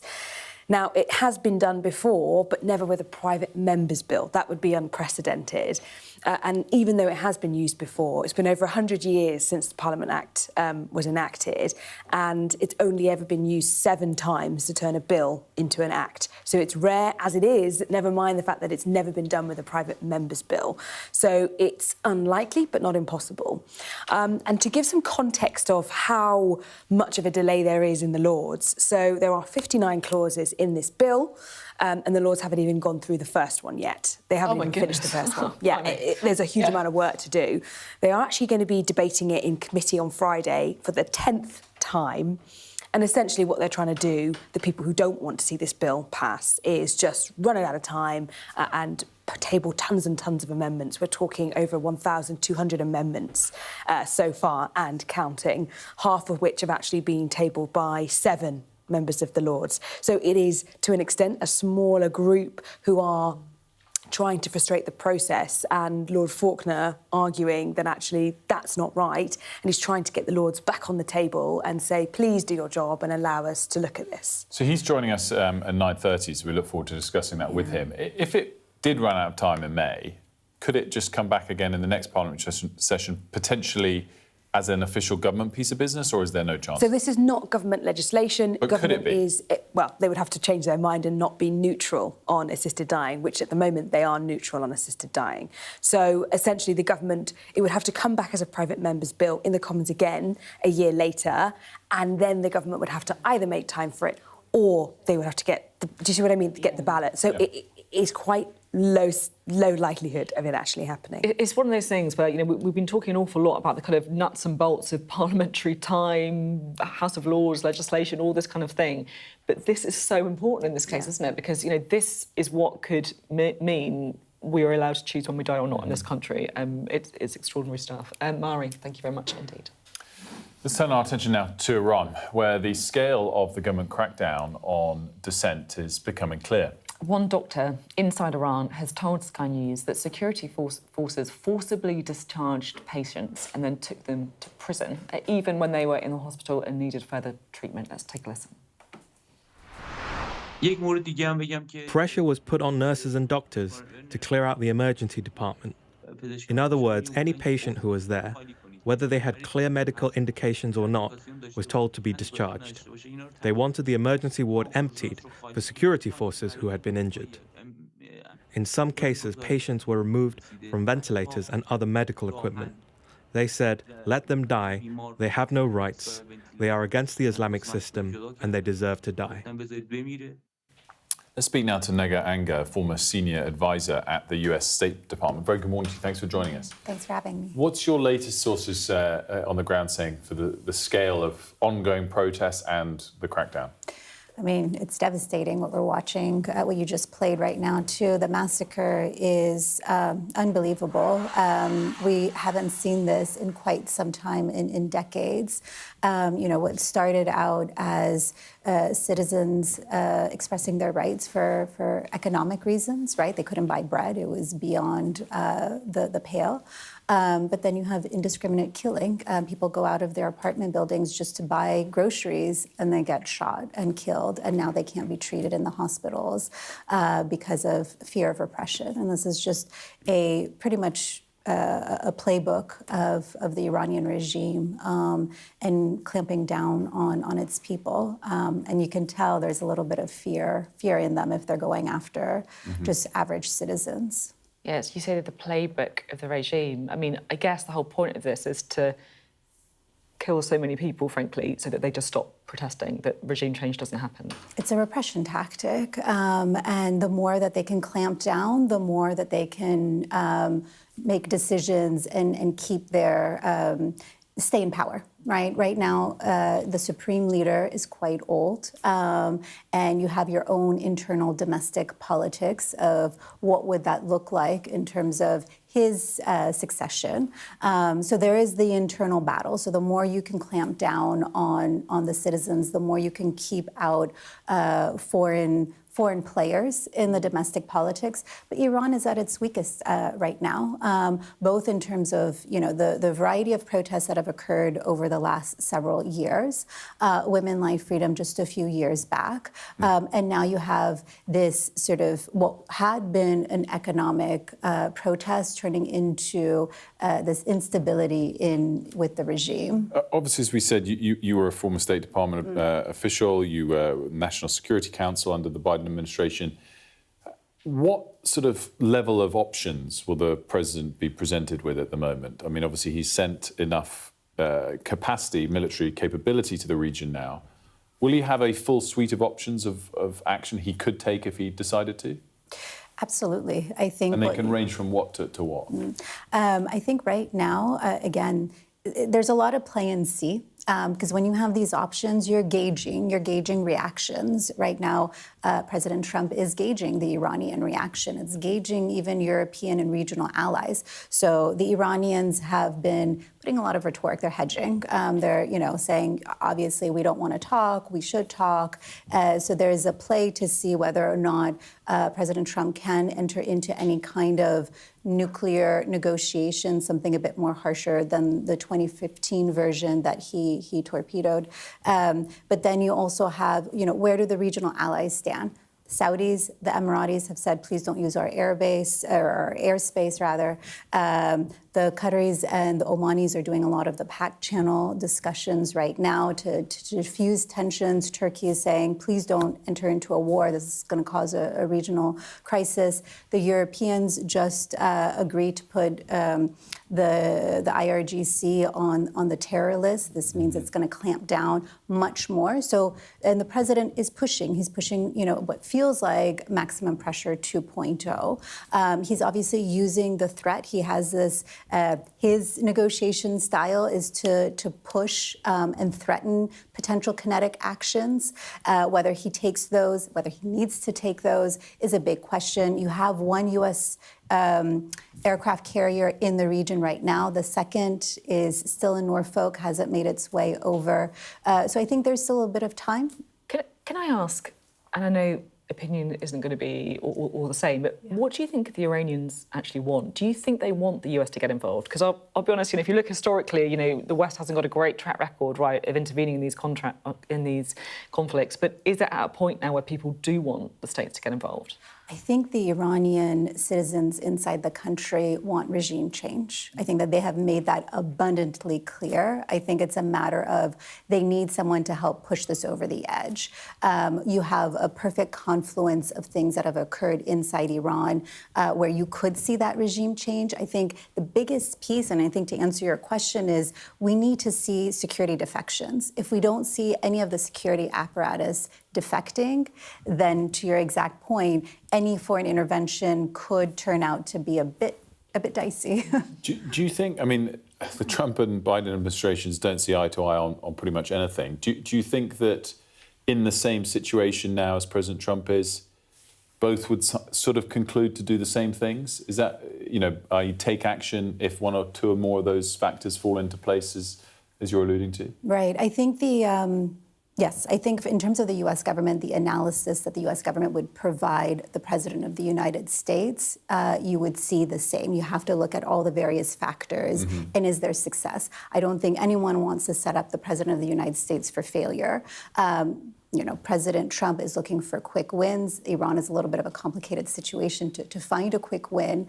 And so I do think from the messaging that he's been putting out, he really does want negotiations. You have to bear in mind where President Trump is right now, though. The domestic politics is a bit tricky, right? Steve Bannon was just out the other day saying, bombing Tehran right now would be insane. So we have to bear in mind where the MAGA base is, and any sort of potential forever war in the Middle East could be challenging. Megha, thanks so much for joining us. Very much appreciated. Really interesting perspective. We're talking water bills next here in the UK because we found out that they're going to be going up by 5.4% in April. That's the average. It means the average household in England and Wales is going to see their bill increase by £33 a year.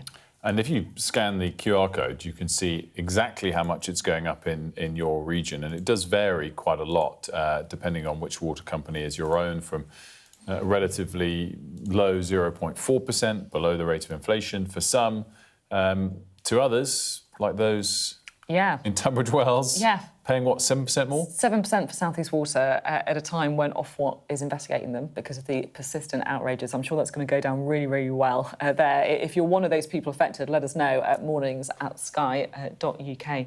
But as Wilf was saying, rises really for most people. Now, we wanted to bring this story to you as well. What's to do with drunken sailors? There's something to come on this. Hold on. The Royal Navy is asking sailors to stay off alcohol for at least 2 days a week. And and to limit their total intake as well to 14 units of alcohol per week. That's about 6 pints of beer. This is from a Times story, and this line really jumped out at me, Sophie. The US Navy bans alcohol from ships completely, and some sailors fear the UK will follow suit. Yeah, I mean, I bet, though. I mean, this is the whole history, isn't it, of drinking at sea? Well, isn't it? Well, whilst you're serving? Well, no, I think that's the whole, you know, sailors and... Well, they're not pirates. Oh, no, they're not pirates. But, you know, I didn't know this was a thing, like, for... Sure, when you've finished your service and you come to shore, or you get a weekend off... Yeah, but they're probably just, like, sailing around for weeks. 2 days a week. That means at the moment it's 7 days a week. Surely that's a bit much. But it is a bit much as well. So men and women will also not be allowed more than 3 units a day under the new rules, and they have to, listen... To make sure that they're actually following the rules, because they don't trust them clearly, sailors have to fill in forms at the bar listing what drinks they've consumed. So well, it does sound annoying. pretty. You've got to treat people like adults. But I kind of I'm all for a drink every now and then. Looking forward to one. Well, how long is left on the show? An hour and a half on a Thursday, last show of the week, but. Yeah. I don't know, 7 days a week on a massive ship with guns and aircrafts on it. A couple of little bits of trivia for you. I think it's part of the reason that they had this amazing kind of sort of historic relationship with alcohol is because back in the day at sea, it was safer to drink than water because it was cleaner. So they had rum mixed with lemon or lime juice to ward off scurvy, which was a disease, of course, from lack of vitamin C. So it was healthy. There you go. Rum and lime. That's quite nice. 8:30 a.m. Coming up. Why not? Wilf is going to be talking to... You've got a good guest coming up, right? Yeah, Charlie Nunn, CEO of Lloyds Banking Group, who just had their results this morning. We'll be talking about those results, but also the outlook for the economy and much more. Don't go there.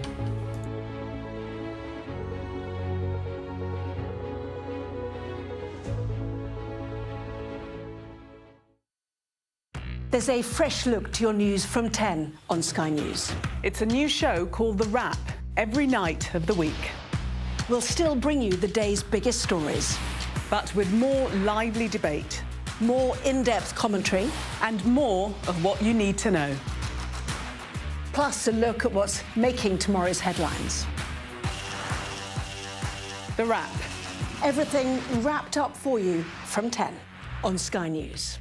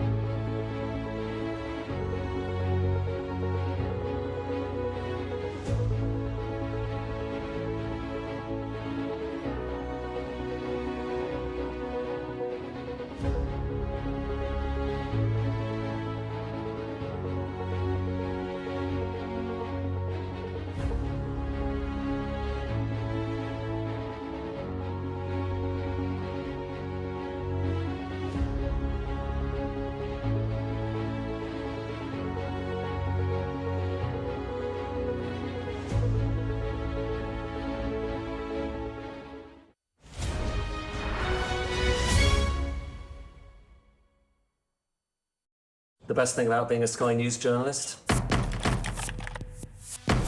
going to take you behind the scenes here for Election Night Live. They have gone up and up. Being a Sky News journalist.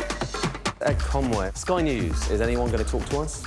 Mortgage rates did go up very sharply during your time in office. Here it is. First off, just the scale of what we're looking at. Our data shows it's been happening. Question is, why it hasn't been stopped. What's the best thing about being a Sky News presenter?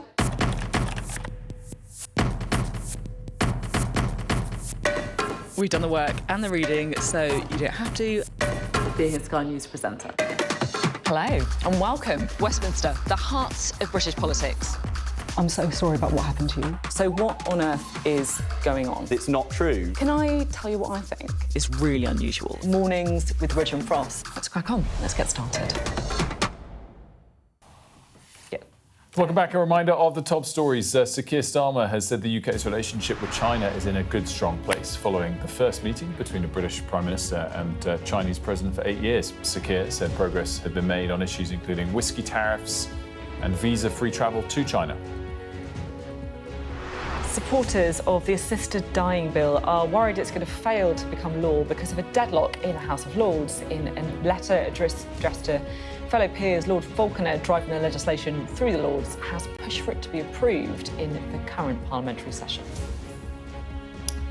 Water bills across England and Wales will rise by an average of 5.4% in April, or £33 a year for households. The increase is 2% above inflation.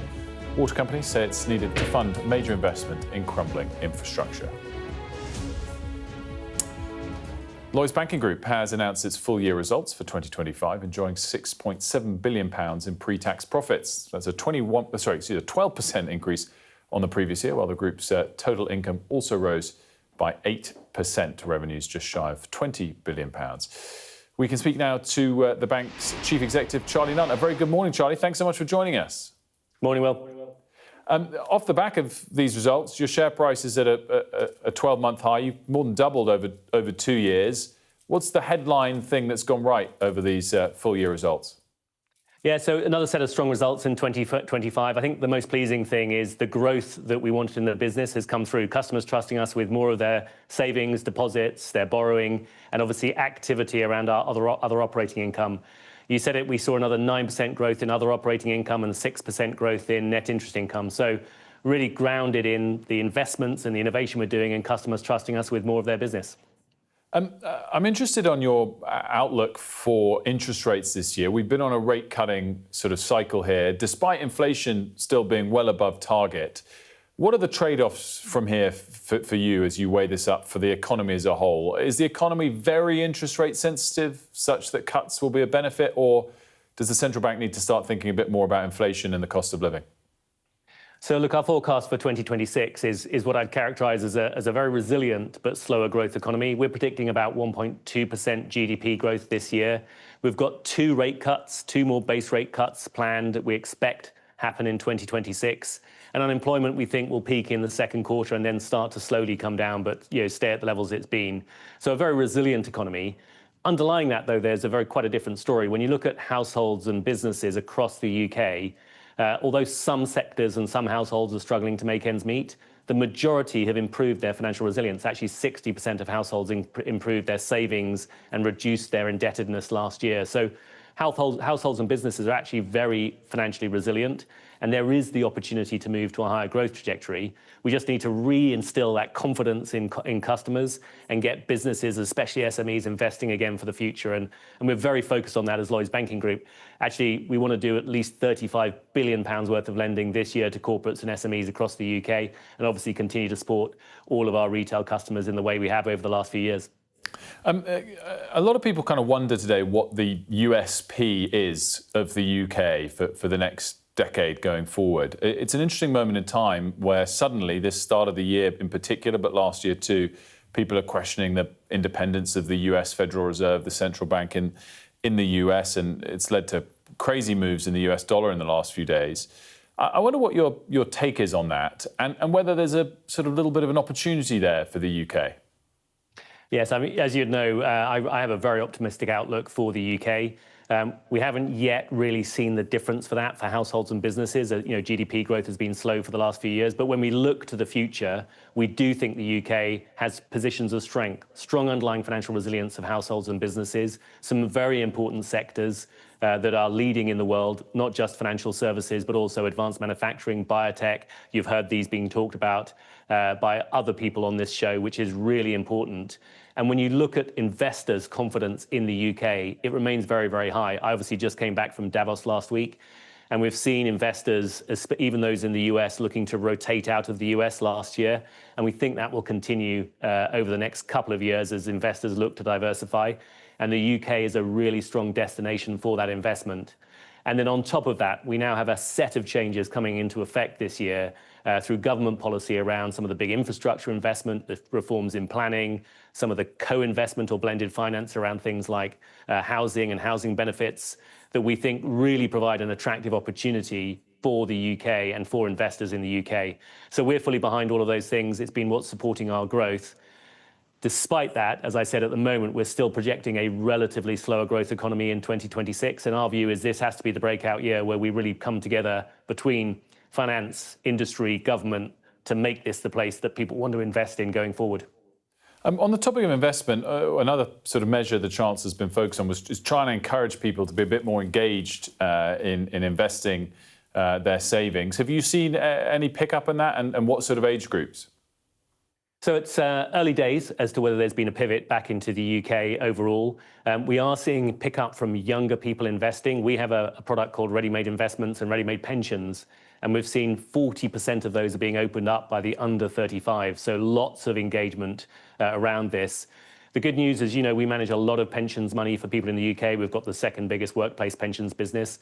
Already, of the 200-ish billion we invest on behalf of our customers, 21% of that is invested in the UK. And we think there's opportunity for customers to take even more of that to the UK as we build out new products for them to access the UK. So it's actually already a big part of our business, supporting our customers and their pensions to invest in the UK. But we think there's opportunity going forward as these policy changes come into effect this year and as we go forward. On the flip side, obviously, the budget did see taxes go up again in order to fund more spending. Is there a message from Lloyds or from the city more broadly about whether there's room for further tax increases in the year or two ahead? Is that, without kind of going into all the line items, is the tax burden high enough as it is? Look, tax will always remain a decision for the government. I think what you saw from the markets, and including obviously financial services, was the budget last November did give stability. There's a buffer in there that gives the markets confidence that we can navigate this next few years. And as I said, our focus in that context now is how do we support households and businesses to kind of use that financial power that they have got to build that confidence to continue to be first-time buyers, continue to spend, continue to hire people, and then invest in productivity and growth. And this AI opportunity we have as a country to use the new AI tools to drive our differentiation and productivity over the next few years, we do think is a significant opportunity for business as we go forward. I wanted to bring you back to the movements in the markets we've seen so far this year. I mentioned the sort of weaker dollar, but the standout story is this extraordinary surge in gold prices. Many suggest that could be down to market participants being fearful, that they're worried some kind of major financial collapse is around the corner. What's your take on what is driving that gold price surge and I guess the pressure it might bring, higher commodity prices more broadly on the UK? Yeah, so I think what we've talked about a lot in the early part of this year is the increased uncertainty that we've seen. And already we had a lot of uncertainty geopolitically with some of the events going on in the world and obviously some of the actions we're seeing coming out of the US in the last few quarters. So I think it's that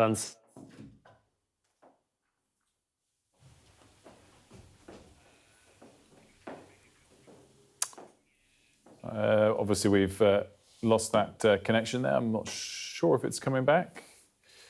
It's not coming back. But that was Charlie Nunn there, of course, the CEO of Lloyds Banking Group. And indeed, the connection is gone. But it's a good conversation, I thought, anyway.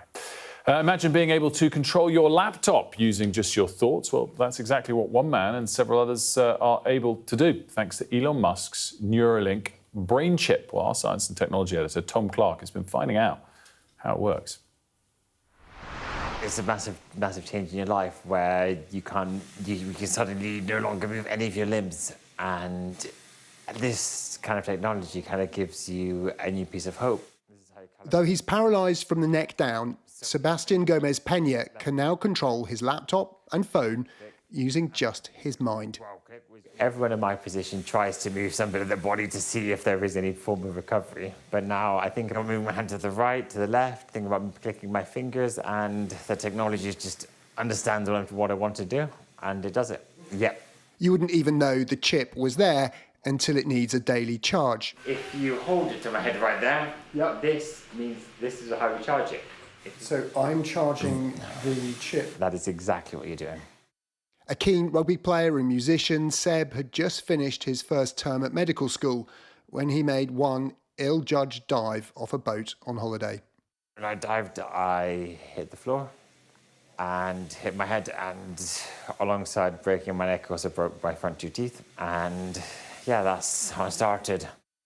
But it ended up with Seb enrolling in the first UK trial of the Neuralink device, a 5-hour operation performed largely by robot, which, through a hole in his skull, inserted threads 1/10 the thickness of a human hair, connecting 1,000 electrodes to the part of his brain that controls hand movements. It makes the experience a lot better. This is the first time his doctors have seen him since the device was switched on.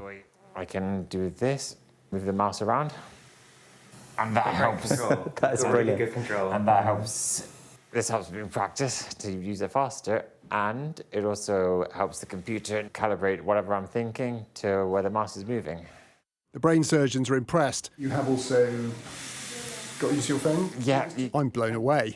It does seem quite magical. No, some people would put it to the side of magic. It looks magical and it feels magical. Tom joins us now. Tom, I honestly cannot believe this story. What was it like watching someone do things with their mind? It is uncanny. I mean, it's like, well, you heard it there. It blew me away. It's quite remarkable. Even though I know how the technology works, it's been explained to me. You're still seeing somebody who has lost all control of their limbs below the neck, just using their mind to move around. And we're not just talking about sort of ponderous, because I've seen some of these very early experiments where people think it's very slow, it's very hard work, it's quite an ordeal for the people using them. With this, he is flying around that screen, he's highlighting text, closing and opening windows faster than I could with a mouse. And he only been using the technology for a couple of weeks when we met him. He was really quite, so had only just had it implanted. So the potential is amazing, especially as the specialist there was explaining, for people who are tetraplegic, quadriplegic, or who've suffered stroke or have ALS, neurodegenerative diseases where you're losing motor function. This is a complete game changer. It opens up all sorts of possibilities if you combine it with then robotics and the way most of our life now is led online. It's potentially enormous. What stage are we at? I mean, how many people are being... I think that's where we have to be like, whoa, there, this is an Elon Musk company. Elon Musk obviously has a proven track record of getting there eventually, but he also makes very big claims for what technology is going to do. Neuralink have consistently been well behind the kind of their objectives, because this is super hard. They're putting electrodes into the brain, and actually, if you talk to the scientists and engineers in his company, they are talking about this is going to be a slow, steady process. This is a safety trial. So they've got 21 patients around the world with these in now, helping demonstrate, but also ensure that they're safe, that they're not getting infections, things like that, because there is obviously an implant beneath their skull, but also ensuring that those electrodes work long term. The brain, it's interesting watching scans of it, it actually wobbles around every time your heart beats. It's moving. Will those electrodes stay in place? Is this something that can work for long term, and is it safe?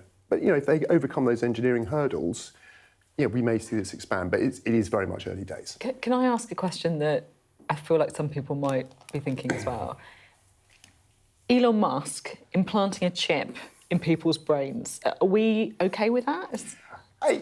I can see, he is and has certainly in recent years become a very controversial figure, and his politics is now looming larger than maybe some of his achievements in terms of his businesses and his engineering.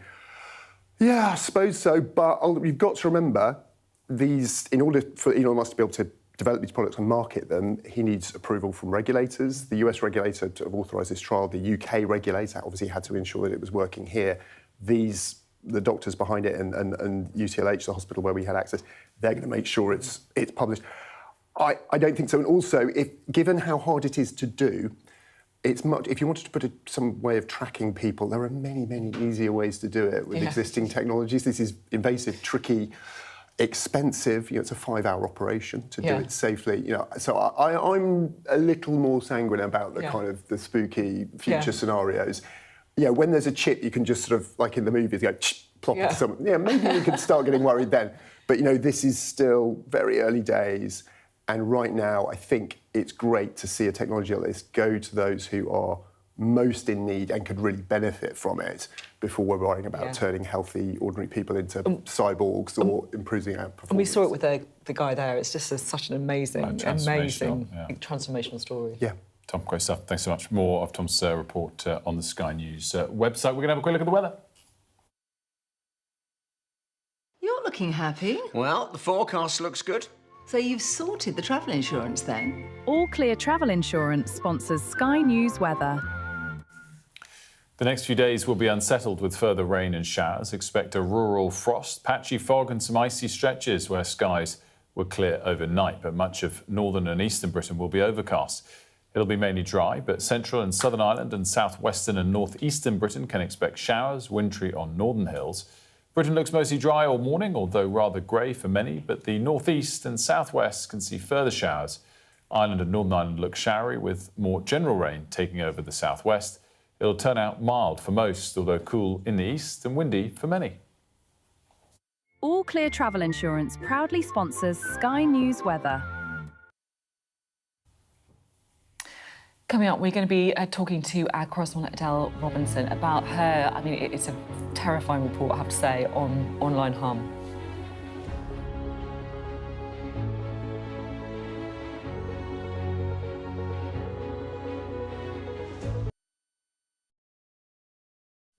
I'm Cordelia Lynch, Sky's Asia correspondent, based here in Bangkok.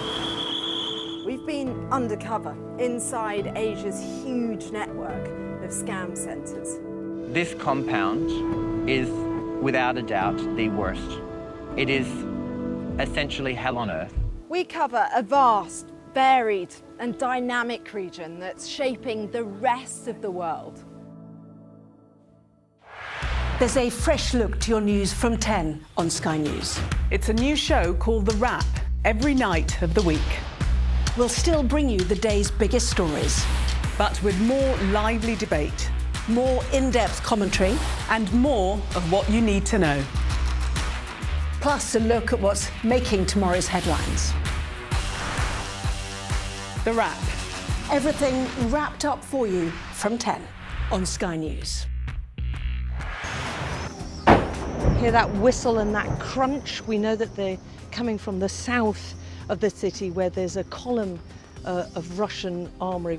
I'm Alex Crawford and I'm Sky's special correspondent based in Istanbul. Look at that sheet of flames, and that has happened within minutes, and now it's coming from both sides, and it's moving this way. People that pod together, they have a little hive brain going on. They've not had a good week. I've had a good week. There's a teaser there, a teaser. Oof. OK, nothing to see here. Drama over. Full stop. Anyway, we'll get to that. She will be mortified. Because she's the first female chancellor. I popped upstairs, made myself a cheese sandwich, and now I'm with you. Annalise has come dressed in the magenta of electoral dysfunction. Available wherever you get your podcasts. I'm Mark Stone and I'm Sky's US correspondent based here in Washington, D.C. I just want to understand why you do not think that guns are the problem. Why is it that people come from all over the world to America? Because it's the freest, most prosperous, safest country. I've witnessed the remarkable passion for politics here, but across the country, the anger and the division too. Where are you from? From Sky News, UK. Yeah, it's another... I'm allowed to ask questions, am I? Mark Stone, Sky News in the United States. What's the best thing about being a Sky News journalist? Who's funnier? Being a Sky News journalist. A special edition of The World with me, Yalda Hakim. Pakistan has the right to respond. You're like, what? Historic day here today. Congratulations, this is a huge moment. But what happens now?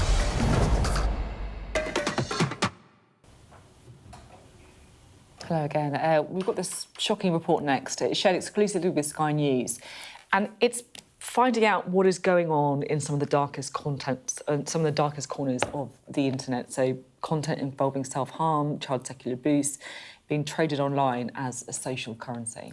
An online network known as the Com is targeting vulnerable children in an attempt to turn harm into a sadistic game. Charities are now calling on Ofcom to do more to stop this kind of online activity. As Adele Robinson reports for us, a warning: the report does contain graphic material and references to suicide, self-harm and sexual abuse. Always the pentagrams, the dismembering, which makes me think, like, did he see dismembered images?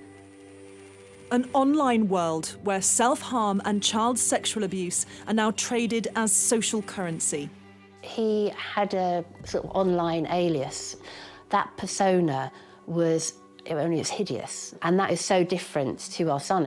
Where everything from graffiti to suicide is incentivized. A new report into an online community called the Com, given to Sky News exclusively, shows how this global threat is targeting vulnerable children. We're in an era of weaponized loneliness, targeting individuals with multiple kinds of vulnerabilities. Grooming victims across multiple social and gaming platforms. This is a risk that affects every young person.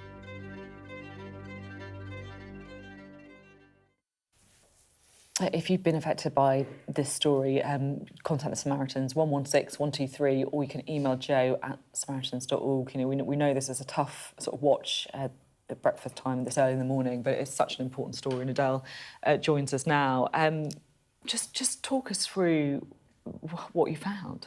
It's really hard to talk about, and it's hard to engage with, especially breakfast TV, but for parents in general. But basically, this is an almost indefinable thing, but it's a loose network. I think the report authors called it an ecosystem of online groups of mainly children, but young adults as well, aged between 11 and 25. And they are engaging in a range of different criminal activities, mostly targeting vulnerable children or vulnerable young adults. And the range of things that they are doing are horrific. So it crosses terrorism, child sexual abuse, animal abuse, self-harm. The list goes on. If there's something that you can imagine that you could do to another person who's vulnerable, they're doing it, and they're doing it for notoriety. So they're being celebrated for doing these awful things. Yeah, and it's almost a sort of one-upmanship. These are, remember, people who, and young people and children who are themselves usually socially isolated.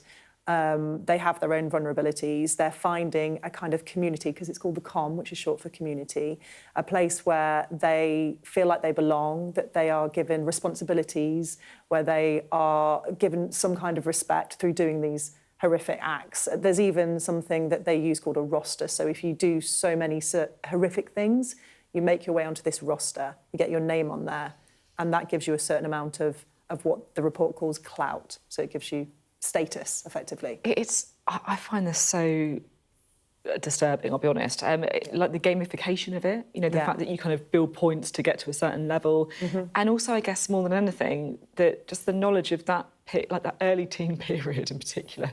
You're so vulnerable, you know, you might be at school, you might not have mates there, you might be confused about the kind of person that you want to be, and it's, I guess, just kind of tapping into that vulnerability. And I think that the words weaponising loneliness needs to be caveated. It's not just that because you're lonely, you're going to be drawn into these groups, or you're going to become victimised or become an offender.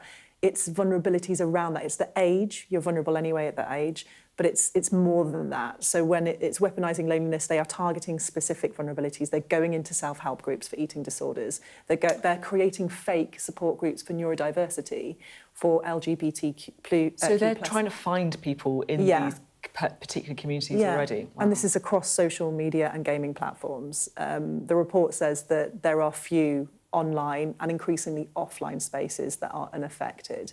Do we know how many people it reaches in the UK?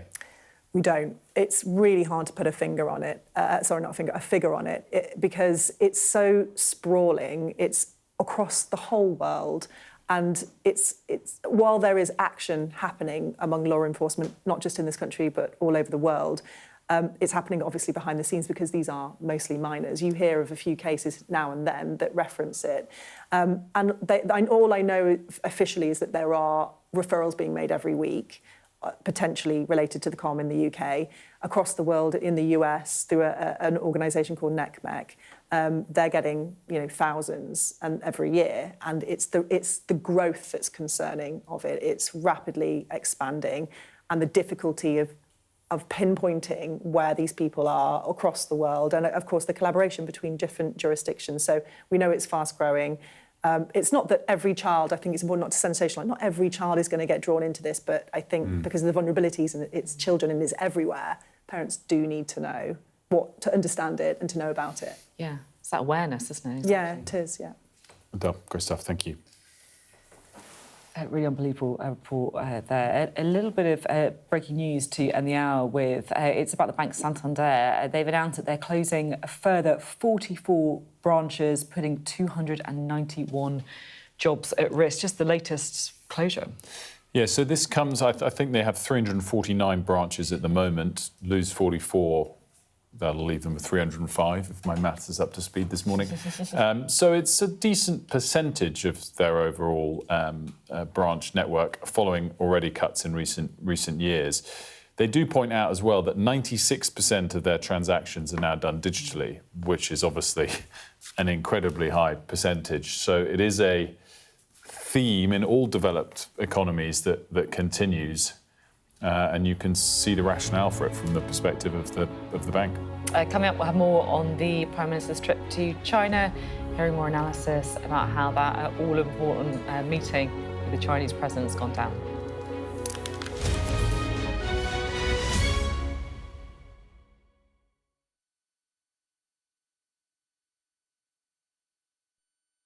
The best thing about being a Sky News journalist?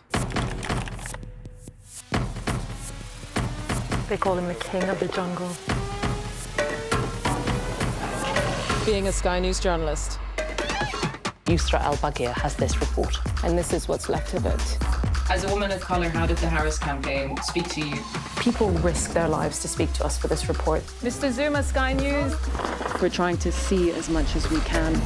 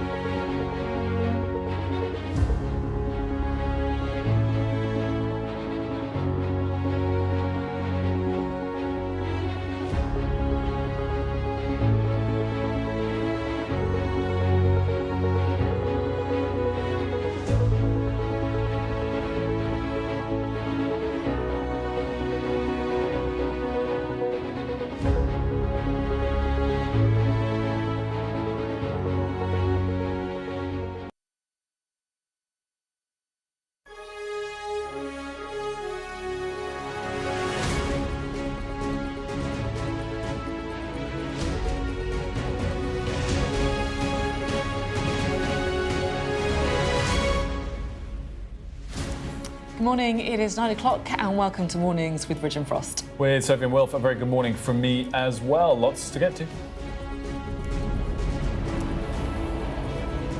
Keir Starmer says his first meeting with China's president has been constructive, saying the new relationship is in a good place. A group of peers raises the alarm on the future of the assisted dying bill, warning it could be quashed amid deadlock in the House of Lords. How abuse is being gamified online. This is a shocking report into the sadistic online groups where children trade harmful content for status. Also ahead, nearly 300 jobs are at risk as Santander decides to shut down a further 44 branches. Plus, we're talking about the chip inserted into your brain that could transform the lives of people with paralysis. It's developed by a company run by Elon Musk.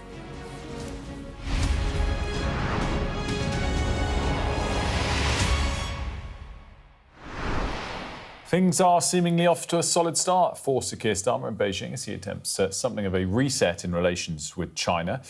There were, relatively speaking, warm words between him and President Xi in their first meeting. It ended up running twice as long as expected. There was still a bit of a reference to, I guess, kind of recent bumps in the road. President Xi pointed to what he called twists and turns that did not serve the interests of the two countries. But speaking this morning, Keir Starmer said it had all been very constructive. Well, we've agreed that on tariffs for whisky, we're looking at how they're to be reduced, what the time frame is, visa-free travel, how far, how much and when that can start, and on the information exchange on small boats, the cooperation that we need, within a dialogue actually about greater strategic focus on security and defence. But for us it's very important on small boats that we get our arms around the engines that are being used in those small boats. So on all those three areas, but they're examples of a much wider opening of access for business that we discussed at great length in terms of the fact that after 8 years, this is the first visit by a Prime Minister, and we wanted to make sure that we've got that strategic approach on all of these issues. Well, our political editor, Beth Rigby, has the latest for us from Beijing. Well, we just heard from Keir Starmer. You saw him there. He's here at the Forbidden City, and he's come here after what the UK delegation are saying is a very productive meeting with President Xi, in which they covered a range of issues. Now, you can hear from the Prime Minister's remarks, he's really here to drum up trade with China, the world's second largest economy, our third biggest trading partner, and supporting 300,000 jobs, over 300,000 jobs back in the UK. So this is a real effort from him to drive business and drive cooperation. And he talked there about a few developments. He talked about the possibility of progress on visa-free travel between the UK and China, and he talked there about perhaps progress on whisky tariffs. He also talked about progress and cooperation on another key issue for the Starmer administration, trying to tackle illegal migration. But look, in the bigger picture, this is a very significant reset. The UK and China have had poor relations for a number of years. President Xi himself said in the opening remarks ahead of this meeting that the twists and turns in the relationship have helped neither country, and he has called on these two nations to come together to work both in terms of economy and diplomacy, and that is what the Prime Minister is trying to do. He's also said that he has raised concerns over human rights. We haven't got any details of that yet, but I think for the UK delegation here, although there is controversy back home about Keir Starmer's decision to come, Kemi Badenoch, the Conservative leader, saying she would not have made this trip, For here and for the Prime Minister, he definitely thinks trying to reset the relationship, have deeper economic ties, is something worth doing, and he will be pleased at how this bilateral meeting has gone. I should also say that from China's perspective, President Xi was very warm in the meeting. It was a constructive meeting. He clearly wants to offer the hand of friendship. He talked himself about the world order, and when superpowers not obeying the rules, it turns into something of, in his words, a jungle. And he called on Starmer to work more closely with China, perhaps in a nod to some of the more erratic behaviour of President Trump of late. Now, the challenge for Keir Starmer, of course, is to try and traverse a line between these two superpowers and keep both on side. It is a delicate dance he is going to have to make. But as he said on the way over, he's a British pragmatist, in his words. Common sense must prevail, and he thinks it's in the UK's interest to pursue closer economic ties with the world's second biggest economy. Beth Rippey there, travelling with the PM to China, explaining his thinking and priorities for that trip. We can get the Chinese perspective now from our Asia correspondent, Helen Smith, who's got more details on what was discussed. We've had the readouts from the Chinese side. It's worth saying that dissecting a Chinese readout is always a little bit of a game of reading between the lines, but it's given us a bit of an idea of some of the areas that were covered in the room. We haven't yet had official announcement about precise agreements, but this does give us a sense of what they spoke about. So on that all-important issue of trade and business interests and economic links that, of course, have been so important to Keir Starmer on this visit, there were clear areas that the Chinese said they hoped they'd be able to cooperate further on, particularly education, healthcare and financial services were the few that they pointed to. Remember, that's important because the UK's sale of services to China is really our biggest export and considered to be one of the most important sectors. The readout also said that they hoped there could be joint research in other sort of future important areas, areas like AI, biosciences, new energy and low carbon technology. Of course, remember that China is really the world leader in that sort of green technology. So lots of sense that there might be cooperation on those things. There was hints that some of the more difficult topics did come up in the room. Remember, this is a Chinese readout, so it's always sort of a little bit from the Chinese perspective. But they said that Taiwan came up, the self-governing island that China sees as its own. And the readout said that the UK stated clearly that it has not changed its official position on Taiwan. Remember, actually, the vast majority of countries in the world don't officially recognise Taiwan as a country, do not support Taiwan independence, and for China, the reiteration of that position is incredibly important. They also said that Hong Kong came up. Now, Prime Minister Starmer, ahead of this visit, said that he would raise the case of Jimmy Lai, one of Hong Kong's most infamous pro-democracy voices, who has been found guilty of national security offences in a trial that the UK sees as politically motivated. No mention of Jimmy Lai specifically in the readout, but it did say this, that the UK recognises that Hong Kong's prosperity and stability are in the interests of both countries. So that's China speak, really, I think, for the fact that that difficult topic probably did come up, but they weren't going into a huge amount of detail in the readouts. Other things that are kind of just worth saying is that there was a big and sort of chunky section where it spoke about the fact that they agreed that unilateralism, protectionism and power politics have ramped up. I wonder who they might be talking about there, because remember, from the Chinese perspective, the bigger global geopolitical picture is important here. And the idea that that the UK-US relationship has been on slightly streakier ground is an area the Chinese would like to gently push up around the edges on. So that is important for the Chinese to get out as well. Helen Smith reporting there from China. We'll have more details, of course, on the trip as it continues. And the immigration agents involved in the fatal shooting of intensive care nurse Alex Pretty in Minneapolis have been placed on leave. It's while an investigation into the incident is being carried out. Neither agent has been named. Meanwhile, today there's also been some new footage of Alex Pretty in an altercation with immigration agents 11 days before he was shot dead during the incident that, of course, made headlines around the world. Mr Pretty's family say it is him in the video, but we are unable to verify what had happened before the incident that was shown on film. Martha Kellner is in Minneapolis with the latest. This newly released video was filmed 11 days before Alex Pretty was shot dead by federal immigration officers. It shows a separate incident, a separate altercation with immigration officers elsewhere in the city. Pretty is clearly agitated. He goes around the side of a vehicle which is parked in the middle of an intersection. It's being used by immigration officers. He seems to spit towards that car. He then walks around the back of the vehicle, and as it's pulling away, he kicks the tail light so hard, in fact, that the casing of that tail light comes off. He then walks away. There is a tussle with one of those officers. He ends up being tackled to the ground.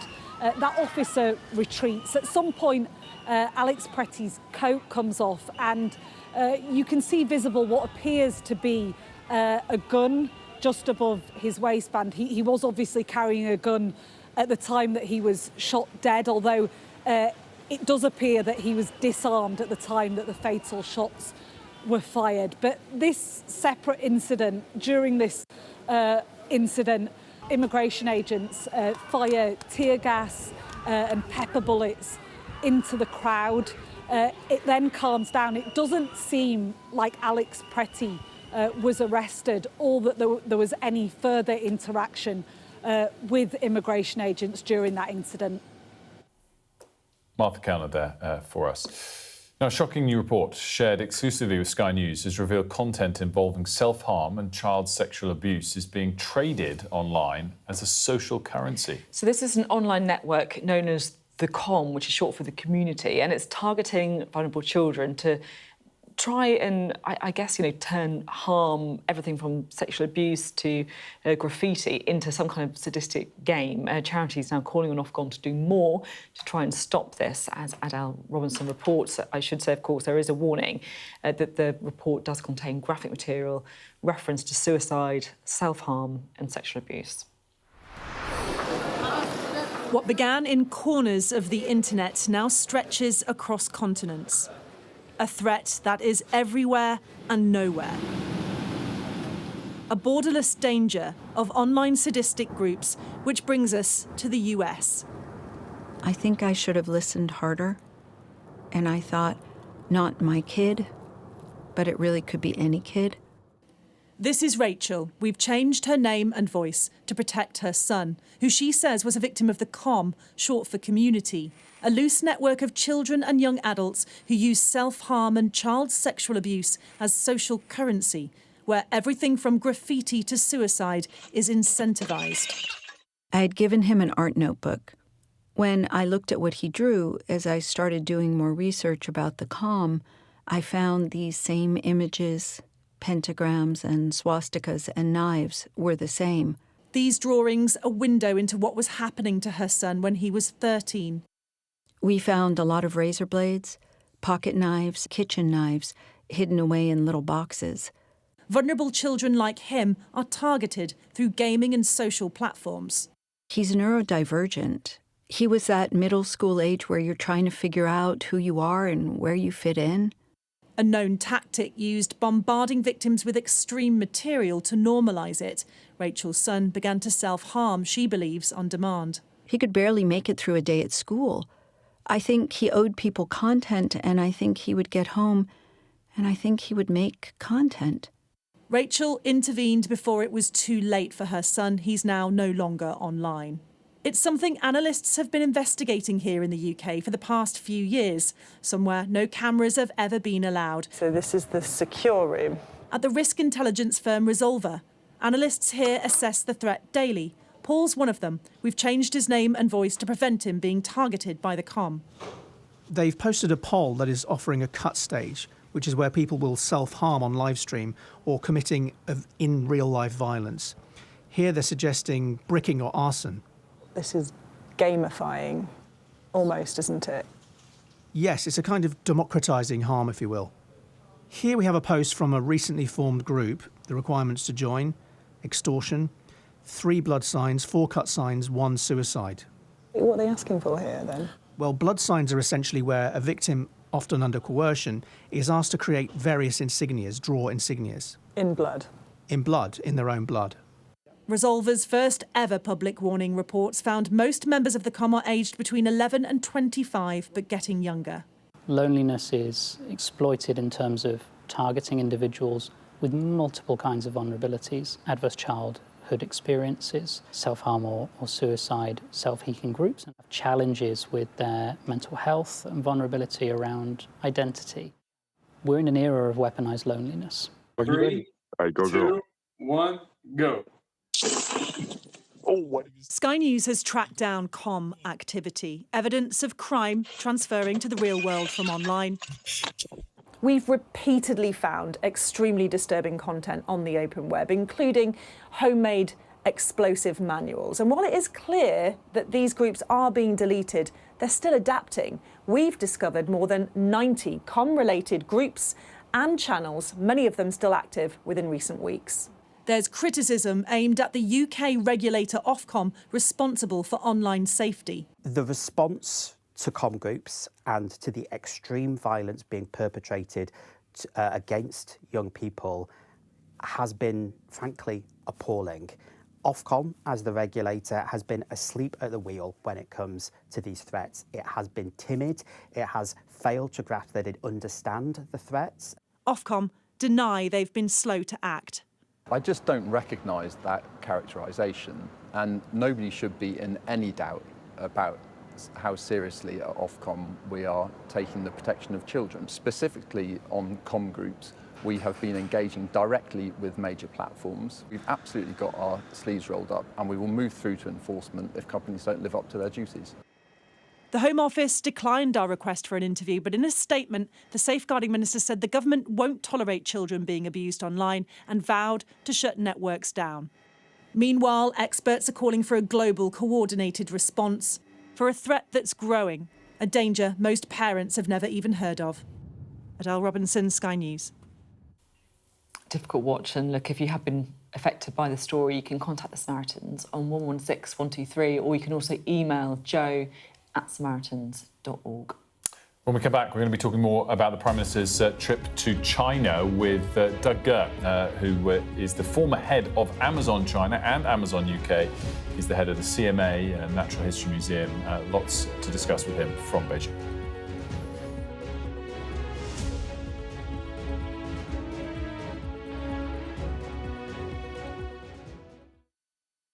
There's a fresh look to your news from 10 on Sky News. It's a new show called The Wrap, every night of the week. We'll still bring you the day's biggest stories, but with more lively debate, more in-depth commentary, and more of what you need to know. Plus a look at what's making tomorrow's headlines. The Wrap. Everything wrapped up for you from 10 on Sky News.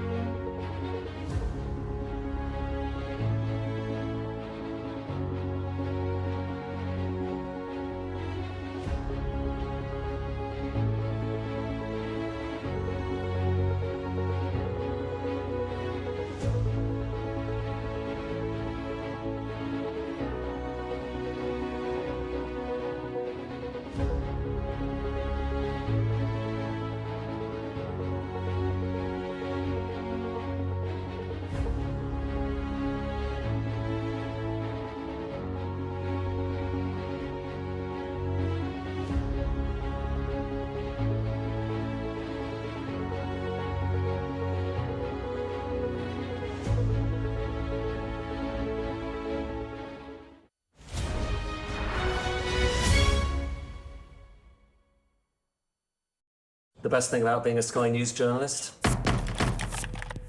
I'm going to take you behind the scenes here for Election Night Live. They have gone up and up. Being a Sky News journalist. Ed Conway, Sky News, is anyone going to talk to us? Mortgage rates did go up very sharply during your time in office. Here it is. First off, just the scale of what we're looking at. Our data shows it's been happening. Question is why it hasn't been stopped. What's the best thing about being a Sky News presenter?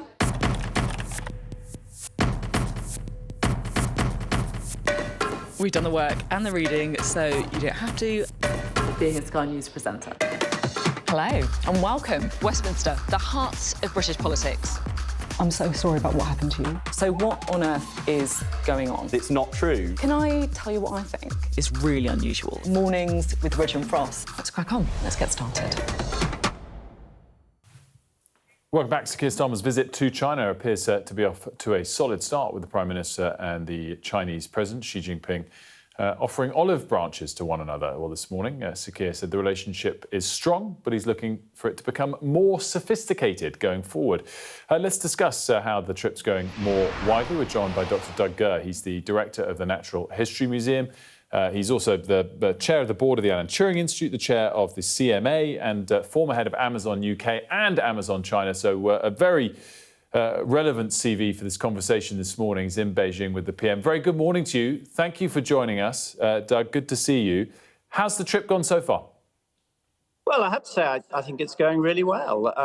Loved your intro. Thanks there. From our perspective, obviously, you know, I'm here to represent the museum, but I think all of us in both the culture and the business delegation, frankly, we've been thrilled. It's going very well so far. You're well plugged in, as I said. You know, you used to be the country head for China for Amazon. Can we trust China?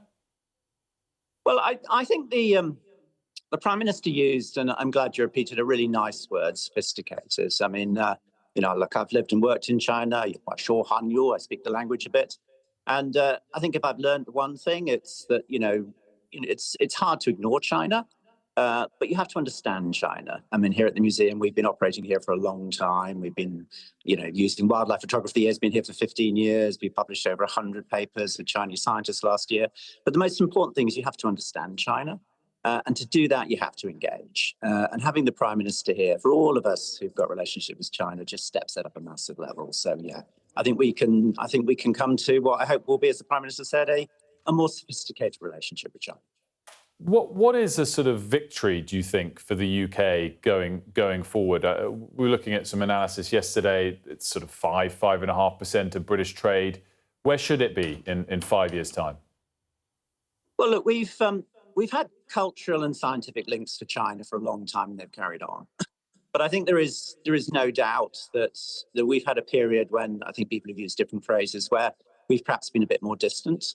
And I don't think that does us any favours. I think, you know, when I talk to all of the British businesses out here and I look at what they're doing and what they could do, all you see is opportunity. You know, there's a great affinity for Britain. You know, our people love our products, they love our services, they love the culture and the arts we bring here. So I think there's so much we can do. And China is just so vast. You know, there are cities most of us have never heard of that have 5-10 million potential consumers. Those are all potential opportunities for Britain, for Britain's culture, for Britain's science, and for Britain's business. And on the flip side, you know, we know that one of the most important things in driving growth is to encourage investment, and investment comes from trust and confidence. And it was fascinating listening to some of the Chinese leaders saying that, you know, just the fact that we're out here in force with the Prime Minister leading us, a really strong delegation, that builds confidence. So what's the upside? I mean, I couldn't put a number for you, but I can guarantee you it could be a lot bigger than it is right now. Mm-hmm. Obviously, as I mentioned, you're chair of the Alan Turing Institute. You know AI better than most Brits. I wondered. Thank you for. Lucky you speak the language there to allow us. Oh, we've still got you. I think we'll see you hopefully back in a second. Lucky for technology, Doug. So my question was going to be on AI, and obviously we're a bit of a follower on this technology, and the real race is between China and the US. What is your assessment of the progress China has made? You know, you said they can't be ignored on lots of things. Is that one of the areas they could even beat the US on? Well, I think China is super impressive in what it's achieved. I mean, you look at the investment it's making in clean energy, things that a few years ago we thought would never happen. You look at the progress they made in AI. You see really impressive progress. And again, I would never underestimate China. But equally, at the same time, I would not underestimate Britain. Even in an area like AI, of course, you can throw compute at it, you can throw chips at it. But what Britain has, and I think what China recognizes, we have extraordinary talents, and we also have some extraordinary assets here in terms of data sets and institutions. And I think that builds the relationship for a really, and again, I'll come back to that lovely phrase, or that lovely word the Prime Minister used, a sophisticated relationship in which we can recognize each other's strengths. And if we recognize each other's strengths, I think there is genuine opportunity. Of course, you've got to be careful, you've got to understand, you've got to engage. But I think that gives great opportunities for all of us, and including in the areas like AI. Doug, one further question on your role as the head of the CMA. You obviously came in initially temporarily after the government seemingly forced out the prior lead. Did it come with a very clear instruction from the Prime Minister, from the Chancellor, to be pro-business, to get out of the way of business, get the government out of the way? No, I think it came with one absolute imperative, which is to support economic growth.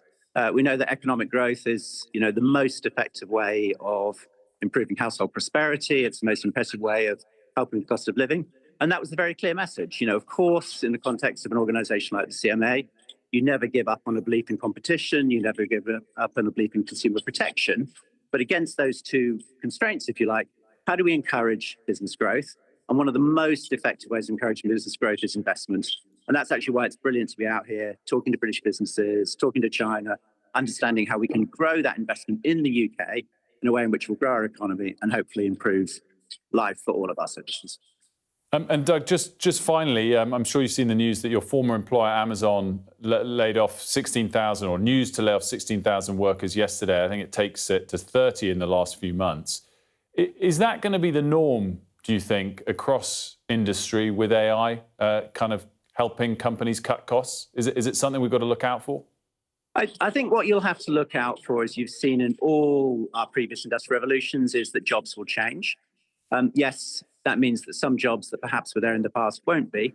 But pretty much what we've seen in every other one of these industrial revolutions is, yes, jobs go, but new jobs are created. And when I talk to a lot of the businesses, innovative, fast-going, entrepreneurial British businesses out here, they're creating, amazing jobs, and hopefully not just as many jobs as we may see disappearing in other sectors, but hopefully more jobs, better jobs.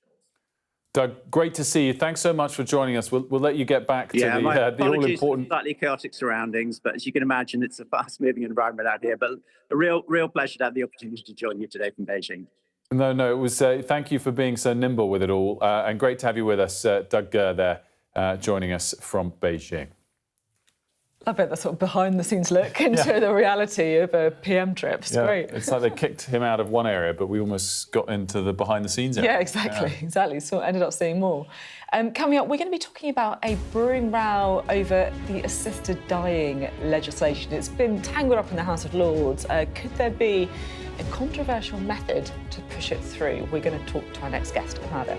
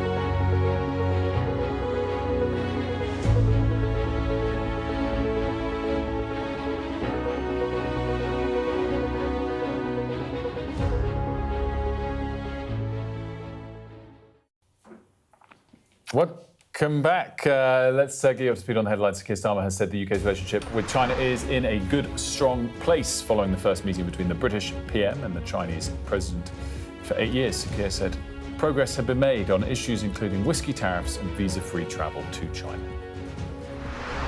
Supporters of the assisted dying bill are worried it's going to fail because of a deadlock in the House of Lords. In a letter addressed to his fellow peers, Lord Falconer, who's driving the legislation through the upper house, has pushed for it to be approved in the current parliamentary session. And he's in the studio and will be talking to us in just a moment.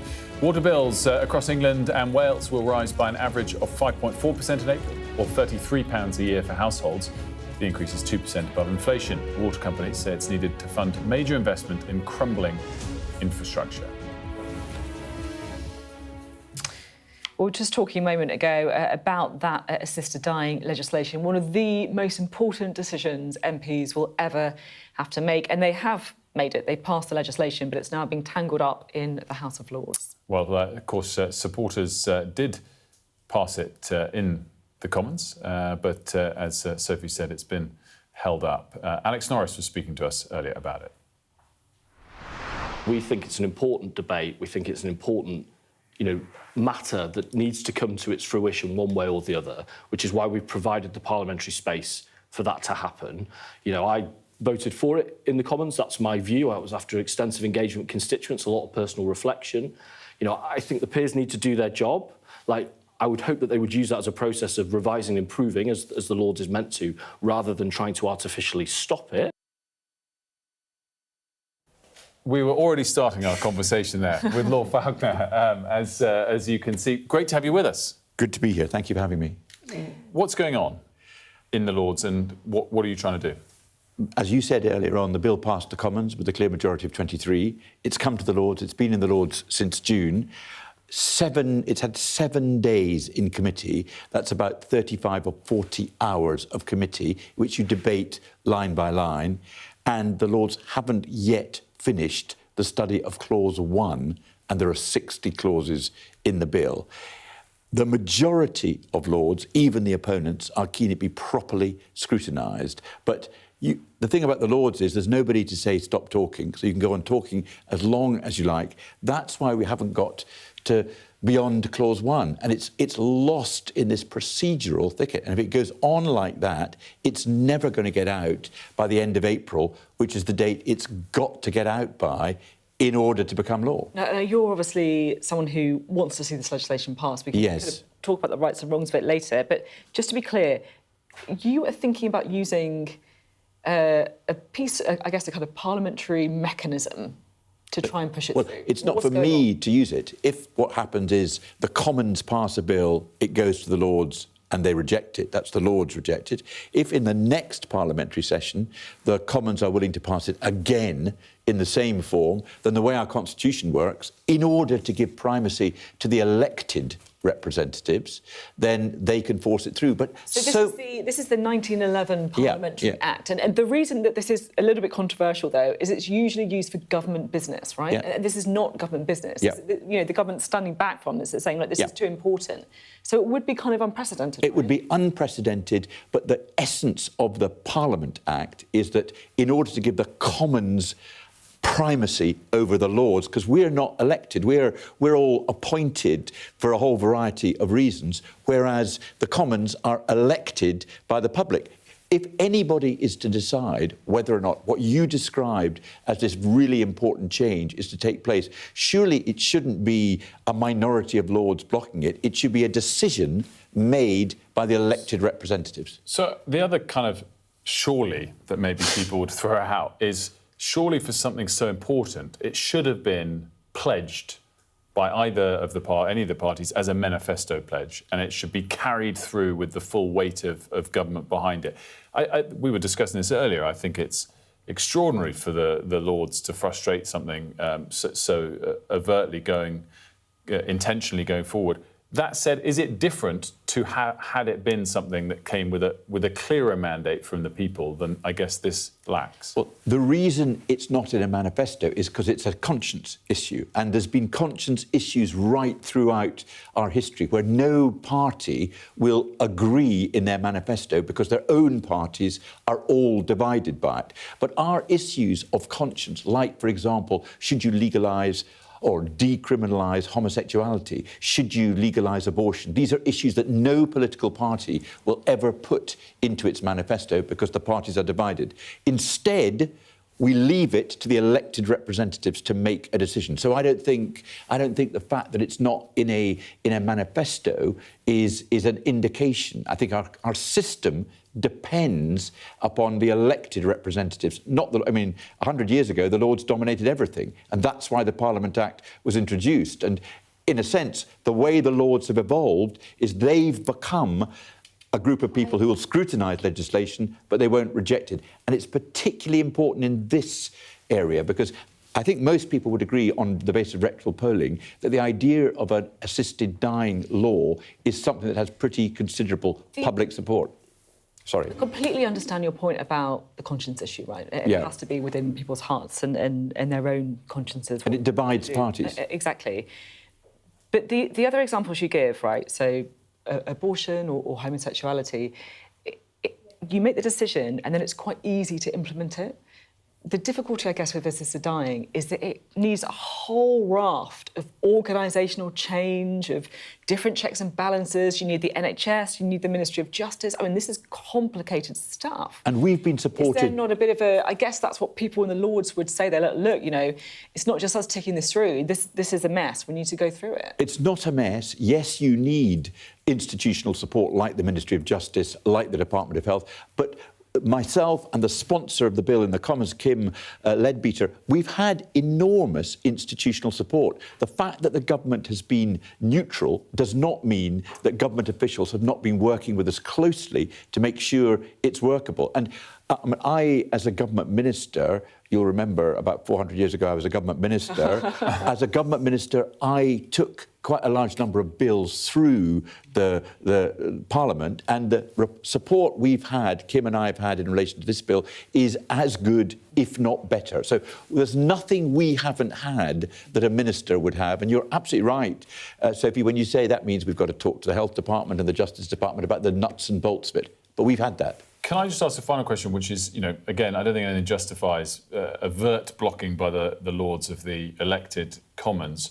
That said, is there a moment of this where you look at your government and regret that they didn't actually pursue more clear-cut reform of the Lords, which was in the manifesto and hasn't really materialised? Well, I mean, on one view, going through what I'm going through at the moment, maybe, but no, because my experience of the Lords is their whole USP, their unique selling point is they get down and look at the detail of bill and make changes. They're just not doing that here, or the minority are stopping them doing that here, because, as I say, we haven't even got past Clause 1 yet. We're out of time. It's been really interesting to talk. Hopefully get you on again very soon, Lord Faulkner. Thank you for having me. Great to see you.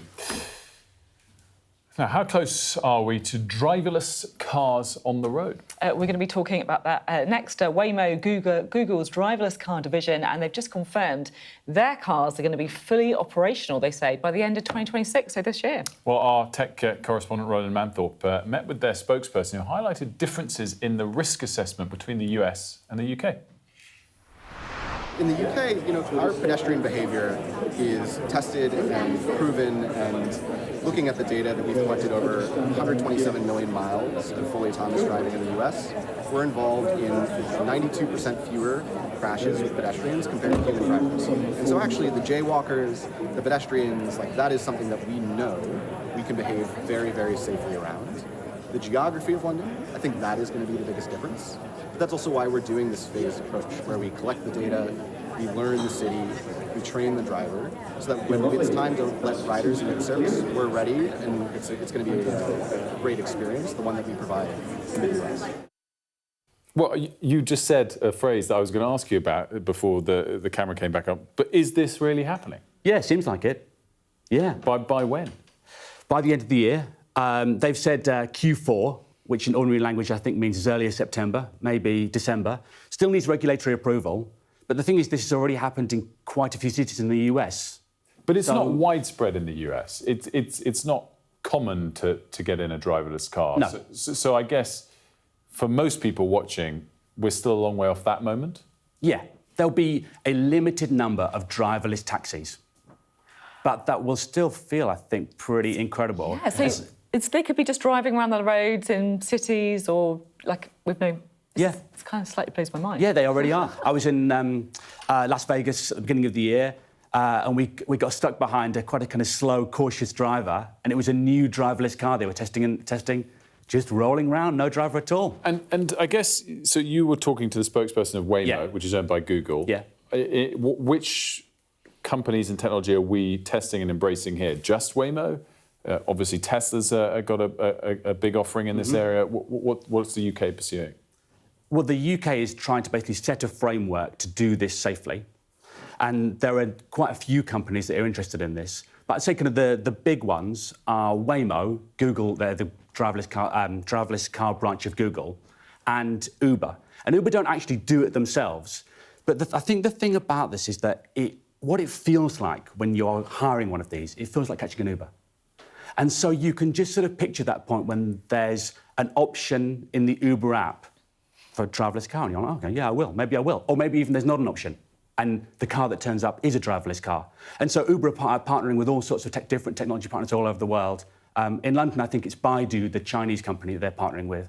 And, yeah, I mean, that's how it's going to be like. You'll open the app and it'll just be there. Can I talk about safety, right? Because this is what everyone's going to be worried about, right? They're going to be like, is this safe, right? If I get in there and there's a crash, what happens? Yeah. What is safer, a car with no driver, or are actually drivers more dangerous? So I don't want to be totally definitive about this, right? Because we're still waiting for all the data. But every single piece of data we have ever seen shows that driverless cars are much safer. So in the US, you are 90% less likely to be involved in a crash in a driverless car than one being driven by a human. 90%, wow. And US roads are actually much more dangerous than UK roads. So in the UK, it'll probably be closer. But, I mean, the difference is actually kind of enormous. And for all like the obvious reasons, right? You know, they don't get tired, they don't get distracted. Their eyes and ears are so much more powerful than ours. They can see, they're seeing through lots of different sensors. My question is actually a different one, right? OK. Don't expect us to answer, by the way. I'm interested to know what you think, because basically the way I feel about it is, you know, London pedestrians are quite aggressive. You know, it is the God-born right of every Londoner just to wander out into the middle of the road. Hang on a minute. As a London pedestrian, I'm not... Oh, really? But in the US, you know, like, they've got a lot of jaywalking rules. You're not actually really meant to go into the road. And my question isn't, will the car run over that pedestrian? No, it's, will the car not be aggressive enough? Will it stop too soon? And will it cause all these hold-ups? Because every time someone walks in front of it, it's stopping immediately. Yeah. The other point, I guess, with some US cities is they're much more grid-like. Yeah. And so training the driverless cars to know exactly when to go and stop is slightly easier, and why people think it'll be taken up a bit quicker in some of those cities. Just on the safety point, I mean, are we at the point where they're safer yet? A lot of the analysis suggests that in due course they'll be a lot safer. But while they're still trying to integrate alongside a road complex that's dominated by humans, I don't think it's fair to say yet that they're safer. People expect that they will be. I would say that the data is incredibly clear on this, with caveats. So, like, they're not going on the motorway yet. There are large areas of cities that they're not going in. But so I can't remember exactly how many miles of driver data that Waymo have released, but it's in the tens of millions. And in controlled circumstances, though, I think, Yeah, and just to say is that they're not completely autonomous. Yeah. There are humans in the loop. So when they get into a situation where they're a bit confused and they go to a human, say, like, I don't know, if they go up to a stoppage in the road and the traffic cones are kind of arranged in a weird way, or they've been knocked over, and they quickly go up to the human and say, oh, what's going on here? And the human comes back to them to say, OK, no, looks fine, you can do this. Yeah, don't worry about those cones. But the thing is that in that situation, what's different between them and us is that they slow down. And they do, in general tend to drive very cautiously, and it's actually the main thing is it's kind of annoying. The other thing that I found really very, very interesting, I found this whole topic fascinating, I have to say, is I read a little while ago about the kind of inputting that they have when they're developing this tech. So, for example, if you're in a situation and there is a mum with a baby and an elderly person, who does the car decide to save? Have you seen this kind of stuff? Oh, this is the famous trolley problem. Yeah, it's so it's quite interesting. Like, would-be philosophers in tech have wasted so many hours on this, thinking about all the ramifications. But it turns out the answer is you slam on the brake. if in doubt... Don't run over them over, yeah, is exactly. the answer. But also is that remember, their vision. So they've got all these different sensors. Like, so on these cars, you see these, there's this great big rack on the top that's full of sensors. They are seeing much further than us, and so they will, if they see something like that, they'll tend to slow down a bit sooner than us, and then of course if they get into that situation, they just slam on the brake, which is probably a good thing. I know it might be a bit annoying for speedos like you, but yeah, exactly. They're really focused on safety, and that can make them a bit cautious for us. But I mean, yeah, it doesn't make them safe. Really interesting. Thanks so much, Roland. Much appreciated. Let's now have a look, shall we, at the weather. I hope we haven't forgotten anything. Travel insurance, I tick that box. Yeah, but remember what you forgot last year. All Clear Travel Insurance sponsors Sky News Weather. The next few days are going to be a bit unsettled, and that means more rain and more showers. I expect a rural frost, patchy fog and some icy stretches as well, where the skies will clear overnight. But much of northern and eastern Britain is going to be a bit overcast and cloudy. It should be mainly dry, though. Central and southern Ireland and southwestern and northeastern Britain can expect a few showers as well. Britain looks mostly dry all morning, although pretty grey for many. The northeast and southwest should see some further showers. Ireland and Northern Ireland looks showery as well, and more general rain, which is a phrase you don't want to hear, taking over the southwest. All Clear Travel Insurance proudly sponsors Sky News Weather. Coming up, we're talking police numbers, we're talking crime stats, all to come with our Conservative guest, Matt Vickers.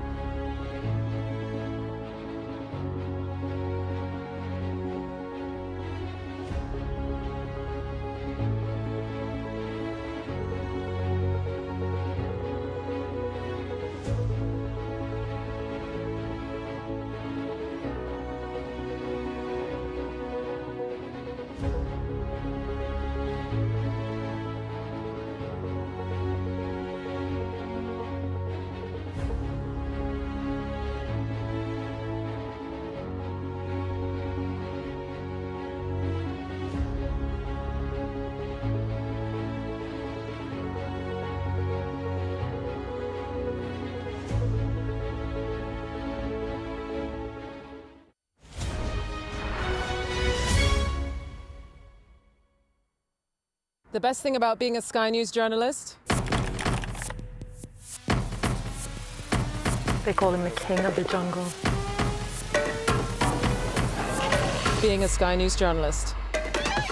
Yusra Al-Baghir has this report. And this is what's left of it. As a woman of colour, how did the Harris campaign speak to you? People risk their lives to speak to us for this report. Mr. Zuma, Sky News. We're trying to see as much as we can.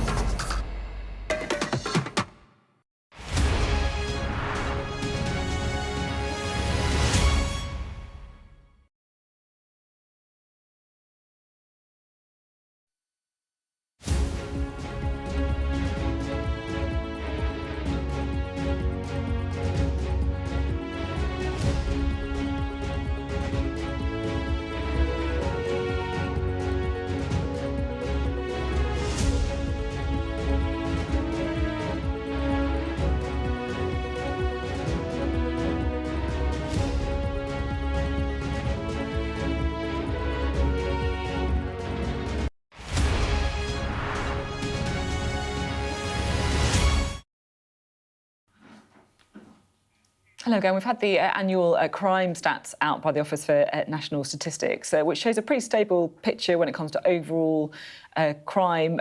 But the ONS's Billy Gazzard has said that some violent crime and theft has fallen in the last 12 months. Homicide and gun crime at the lowest levels seen this century, while knife crime has also decreased. So a couple of positive pieces of news out there from the latest crime stats. We can talk now to the Shadow Home Office Minister, Matt Vickers, who's with us this morning. Good to have you here with us. I mean, if these stats are right, it feels like, it's a pretty stable picture. Something not to have seen the ones that have come out in the last, 10 minutes or whatever, but actually, when you look at what was happening with shoplifting, everyday crime is through the roof in terms of shoplifting. It's a record high.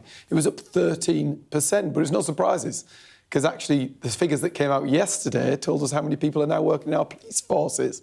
And in the last year, we've lost 1,300 police officers from our streets.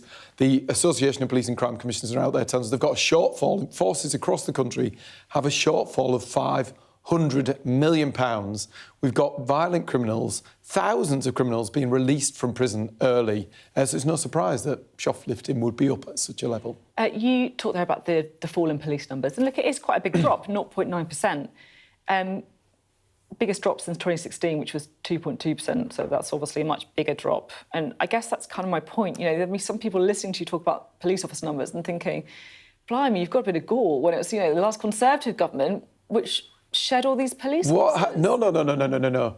When the Conservatives left office, police numbers were at a record high. There was more police on the streets than ever before. Labour have turned up in office, we're paying more in tax, and we're getting less police officers on our streets. It's no wonder that shoplifting's through the roof. I think the point that many people would make, though, is it's the experience as well, right? It's the quality of the police officer. And if you let a whole load of people go, which happened under the Conservatives around 2016, then it's not that easy to replace the experience. I've spoken to people in the studio from the police who say, one of the difficulties is targets from politicians, because that then puts them under pressure to just get anyone in the job. Why do you think the very, very, very last Conservative government back in when they had to cut those police numbers?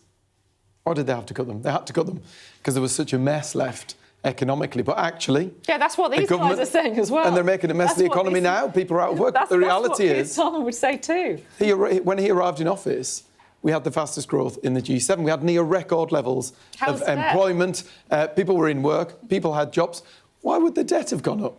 The debt is on its way up. People are out of work. Taxes are at the highest level ever. Yet we're putting less police on the streets. It's all going the wrong way. We need to see more police on the streets. We need to see prisoners kept behind bars for longer. That's what the last Conservative government were doing. More police on the streets, people behind bars for longer. Shoplifting's through the roof because there are less police and because we're letting criminals out. Is the UK safe?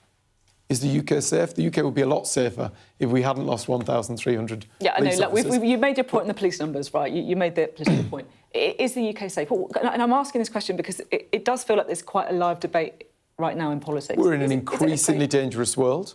But then again, like we were saying, huge amounts paid in tax. Not only have we got less police officers on the streets, but we're not getting to the level we need to. I've let you make the political points. We're not getting to the level... I'd let you make your political points. Look, it relates. It's a genuine question. Despite all that tax, we're still not getting to the level of spending we need to now on defence. We said we need to get to that 3%. We need to have a plan now about how we'll get there, because actually we are in an increasingly dangerous world. Every day people open those newspapers, and whether it's Iran, whether it's Venezuela, the world is changing around us, whether it's China opening their spy hub in central London, or in fact having spies running around Westminster. That's the official name, is it? Spy hub? Well, you can call it a super embassy if you want. Some people call it an embassy. All right, Matt Vickers, thank you very much indeed. Matt Vickers there of the Conservative Party. We are nearly out of time, but of course coming up after the break is Sky News Today, and Gareth will have more of the coverage from the Prime Minister's trip to China. Yeah, thanks very much for being with me and Wilf this morning. We'll see you next week. An awful lot, of course, still to come with the Prime Minister on the they're calling it historic. The last one was 8 years ago, so semi-historic. And we'll see if there's further announcements to come from that. More after this short break.